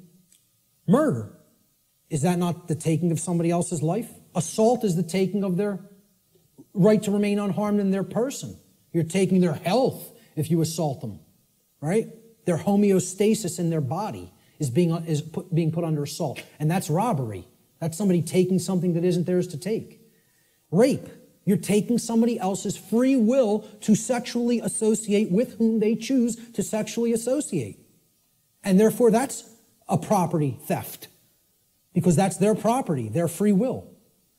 Theft itself says it right there. You're taking physical possessions that aren't yours to take from somebody else. Stealing. Trespass. You are taking someone's security in their own lair, as we talked about, which you don't have a right to take. That's also their property. Coercion. What are you taking? Somebody else's free will, which isn't yours to take. That's a gift from the Creator, which belongs to each individual. And if somebody's coercing somebody by telling them, you must do this because I said so, and if you don't do this, I will come and do some form of harm to you, that's not a right. That's a wrongdoing, coercion. And it's a form of theft. Exactly. Sure. You must buy this. Imagine this. Great. We're going to take 5 more minutes, and then we're going to take an hour and 15-minute break. So all of these things are forms of wrongdoing, and they're all ultimately one wrongdoing in different forms. They are all theft, every one of them. There is only one wrongdoing. There's only one way anybody can wrong anybody else. Stealing. That's it. Every form of wrongdoing is a form of theft against another being and their property. A living being or their property must have been harmed in order for a violation of natural law or wrongdoing to have taken place. Any action which does not cause such harm is a right. There's the apophatic definition of a right. Through understanding what a wrongdoing is. And I'm telling you, billions of people, not millions, not hundreds of millions, billions of people on this planet do not know this. Could not tell you this. Because this is it. This is it, folks, right here. This is the crux of natural law. What is a right? What is a wrong? And I couldn't sleep last night. After we got home, I never have problems sleeping. Ever. Ever. I'm just going to tell you this before we break. I was laying in bed last night before I went to sleep for the night. Could not sleep because all I was thinking of is how preposterous. I told this to some people at lunch. I'm just sitting there thinking about how preposterous and ridiculous it is for me to even ever have to utter any of this. The fact that this is not 100% pure common sense knowledge on the earth is so abominably preposterous to me that all I was sitting there thinking is, how could I be going out and explaining this to people? This is what I must do? Me, though. And it was almost like schizophrenic in a way. Because I was just thinking, I was waking up and then falling back to sleep and waking up thinking, where am I? Why am I here? And I'm the person who's coming out and doing this. And it's just so absurd and ridiculous to me. Some punk from South Philadelphia taking in the knowledge of the mystery traditions and teaching them to people. Me. It's the most ridiculous thing. I can't even imagine it, you know? I still can't. I can't imagine that it's necessary, you know? That's the position that our society is in. It's so profoundly sad that I can't believe it. And unless we deeply start to understand this and propagate this knowledge to other people, things are going to get worse and worse and worse and worse. And there's no reason for it. There's no reason to go down that path. We want to choose the way of maximum pain because we don't want to give up thoughts that we're addicted to just because the pattern has been there for as long as we can remember. We would rather go down the path to the grave and the abyss rather than admit we were wrong and just say, I need to give up this negative way of thinking. You know?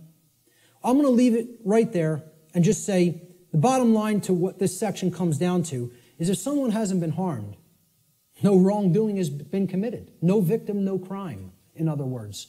Many people insist, there doesn't have to be a victim for there to be a crime committed. You know how many people are rotting away in a jail cell right now as we speak who have never harmed another living being? You know how many people? Tens of thousands. Okay? And no one has any right to hold them. Unless you've harmed somebody else, nobody has a right to stop you from continuing to take the action that you are taking. Okay? We're going to talk about some of those things in the last section. So let's take an hour and 15-minute break, and we'll be back here at about 5:20.